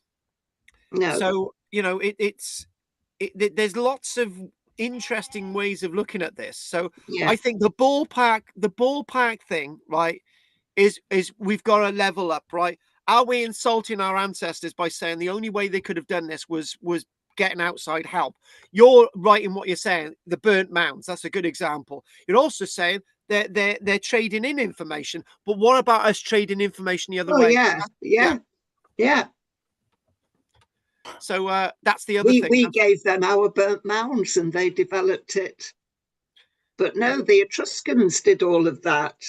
And they have discovered Etruscan remains with sunken baths and piping, drainage, everything. Yeah. So right, Margaret, that's brilliant. Your rhubarb will be in the post. I've got my own, thank you very much. Oh, you're not having rhubarb, are you? Anne and Judith's having it. Oh, I'm glad. I'm so pleased I'm not sending it to you. Well, okay, then fair enough. Right. Okay. We'll send Anne over with some sticks to see what colour your rhubarb is. And I think that's a bloody quote from Carry On film. Something to do with the rhubarb. Or Sidney James, something about my rhubarb grows taller than your rhubarb or something. Anyway. And don't go there. Don't go there. And have you worked out the other Carry On film that doesn't have Carry On in the title? No, I don't probably ever knew it. Don't lose your head. And right, there's one more. Right, Anne, anything you want to say, Anne? No, this of people not needing Rome or whatever. Yeah. It seems, reading some sort of literature a long time ago, people have always travelled around. You know, a few people have gone out of their normal tribe to somewhere else, and if that goes on, they could take ideas. You know, not people couldn't learn from just ideas rather than and then explore themselves. So I would think that would make all sorts of places develop their own thing. Yeah, exactly. And you know, it's I think one thing that's come into mind is that you can get uniqueness, and we're not thinking about uniqueness. And I think the best example of uniqueness is the Gurkhas in the British Army. They are so unique. They bring something completely different to the British Army experience. They're standalone. They're standalone ideas. They're standalone demographic. Standalone metaphor, right? And I think the metaphor should be Stonehenge, Silbury Hill. We've got our own ways of being within history without needing the influence from other people. So yeah. When you think of fashions, you know, the bigger people that seem to be all over the place from Spain and everywhere. It's kind of that almost fashions happen by people moving around with ideas. Yeah. So you know, it happens. It still happens. Yeah, exactly. Anyway, enjoy your rhubarb, man. You see, I got it right. I will do. Thank you. Good. And you've got to work out the quote, what Carry On film that's from, right? Right. It's bugging me now. What the other Carry On film? I'm going to look at the list now while I'm talking to Gina. Right. Carry On Up the Rhubarb. No, shut up, you. Right. Okay. Carry On Pink Floyd. Right. So we got Carry On film names. Right. Okay. Right. Next, Will. Go on, Will. Yeah, nothing for me tonight. Right. You're worn out. I can tell. Definitely. Right. So we got. Oh, hang on a minute. Yeah, there is. Right. Here we go. Don't lose your head. Don't lose your head. La la la la la la la. That's a good one. And follow that camel. There you go. Mustafa League. What's that?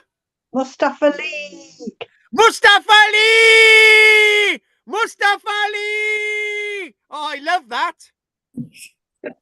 And I'm gonna say it in the right context. Fakir off. Yeah, that's in there. Yeah, cool. Judith, anything you want to say, love? No, nothing. Everybody said everything. Yeah, brilliant. Yeah, it's been as nutty as usual. Right. You Oh. know, it's nearly 10 o'clock. I don't get this. Right, Drina. No, nothing. Thank you. Right. And Andy's looking like one of those weird stars from the 1980s in some dodgy German films. Right. Andy, he does. I'm sorry. I've watched too many of those films.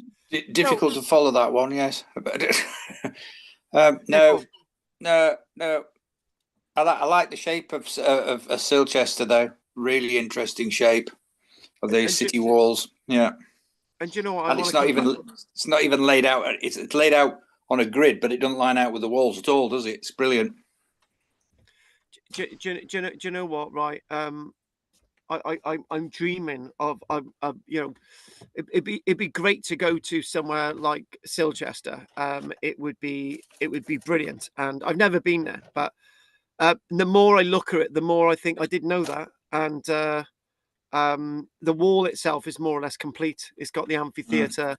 It's a lot to see there, right? And it's almost as if when you look at Viraconian Roxeter, it's artificial, because you know lots of things at Viraconian, like the reconstructions, but obviously the workhouse wall, that's all genuine, but Viraconian's a little bit more forced, and there's no wall around it that you can actually see. But Silchester is raw, and it's more to see, I think. So more excitement there. Definitely. I've not been either. Could do with a visit. Right, all right then. Right, about time we won the lottery, right? And you're driving the brand new minibus, Andy, and it's going to be we'll have a solar operated minibus. In this weather, it do quite well. Absolutely fine. Yeah. As long as you don't go through any tunnels, you just break down. Downhill. You know, when we went into the cathedral in Milan, Yeah. they said all the women had to cover their shoulders and their knees. So they should, particularly you. Yeah, but and they were actually handing out kind of paper capes and things for people that have bare shoulders. But there were blokes going in shorts with their knees showing. Oh my God, here we go. So that's not on, is it? No. No.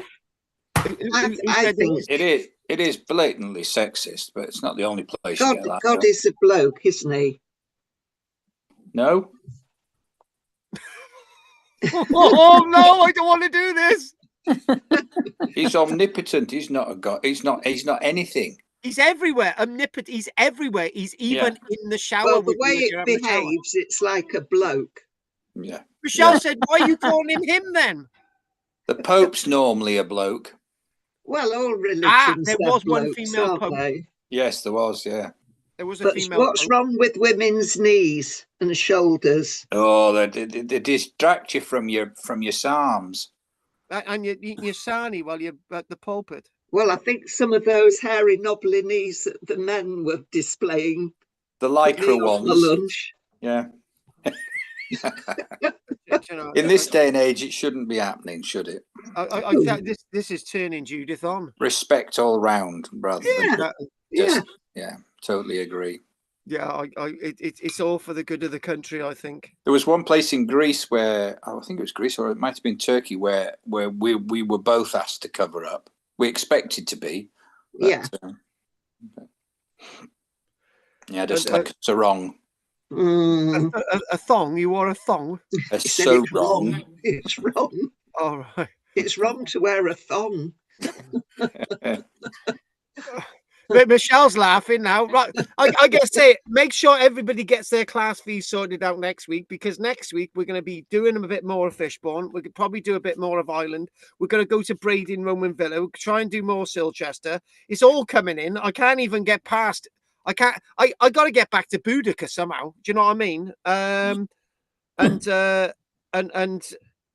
Right. And I don't know what else to say. I'm lost. But the Caligula film thingamajig. This thing. I'm thinking about getting a group of reenactors together to sort of on the fens in these coracles, right? Roman reenactors, right? That'd be good. That'd be good. And what'll happen? They'll all sink, and we'll have a film crew, and we'll just run away. Nothing to do with me. It's all good. Or what we could do an episode of Sharp, for some strange reason. I don't know why. Anyone else got anything else to say? Anything historical? Yeah. It's got to be. Andy, did you ever used to watch the Sharp series? And most of the time is the 21st French Regiment in basically every single episode, right? And it's just thinking, well, they did really well, didn't they? They were probably cheap. Yeah, cheap.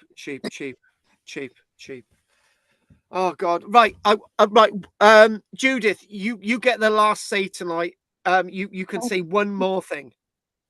No, I won't, because everybody wants to go to bed now. All right, then, fair enough. We all want to cuddle up. I got to sort out some more animals. So, on that note, it's been an absolute delight this week. And did I say Cornish Roman mines next week? I'm trying to fit all this in. It's just impossible. We might do. We might get back to burning people in Verulamium or London, but we'll see how that goes. Okay. Don't forget to keep watching my stuff on YouTube, and more announcements next week. So on that note, if nobody else has got anything else to say, thank you very much. Thanks for your continued support, and good night, Margaret, Will, Drina, Judith, and Andy. Good night. Bye. Thanks for making the effort, Andy. And everybody. Night, guys. Bye. Have a good Bye. one. Night. Pink rhubarb. Watch what you're doing. Right, so pink rhubarb for me, please. Good. So, right, I'm just going to double check to see if there's anyone on YouTube. Right, is there anyone on YouTube? Oh my God, there's loads of comments on YouTube. Well, never mind. I didn't read any of them. Nylog just joined. Bags are packed. You need some local honey, fella. Teaspoon every morning and dinner time. And anyone watching on YouTube, I really appreciate that. That's worth a few quid. Thanks. And like and subscribe, everybody. I didn't get your feeds tonight because I was just too into what I was doing. So, and Dodgy Get, I'll be in a film for sure. Yeah, Dodgy Get, we need to hear from you. We need to get you on to be in the film.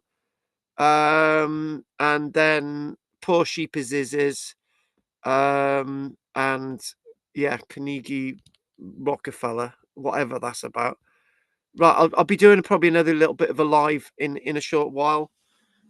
After I've done the goats, we'll have a little bit of a ramble on that. So, pink rhubarb for me, please. That's it. Nothing in that box. One. We're going to say goodnight now. Diolch yn fawr I chi, nos da. Nothing in that box. 1, 2, 3, 4, 5, 6, 7. And finally, okay, finally 1, 2, 3. And nos da. And like and subscribe. And one last look. And that box, rhubarb.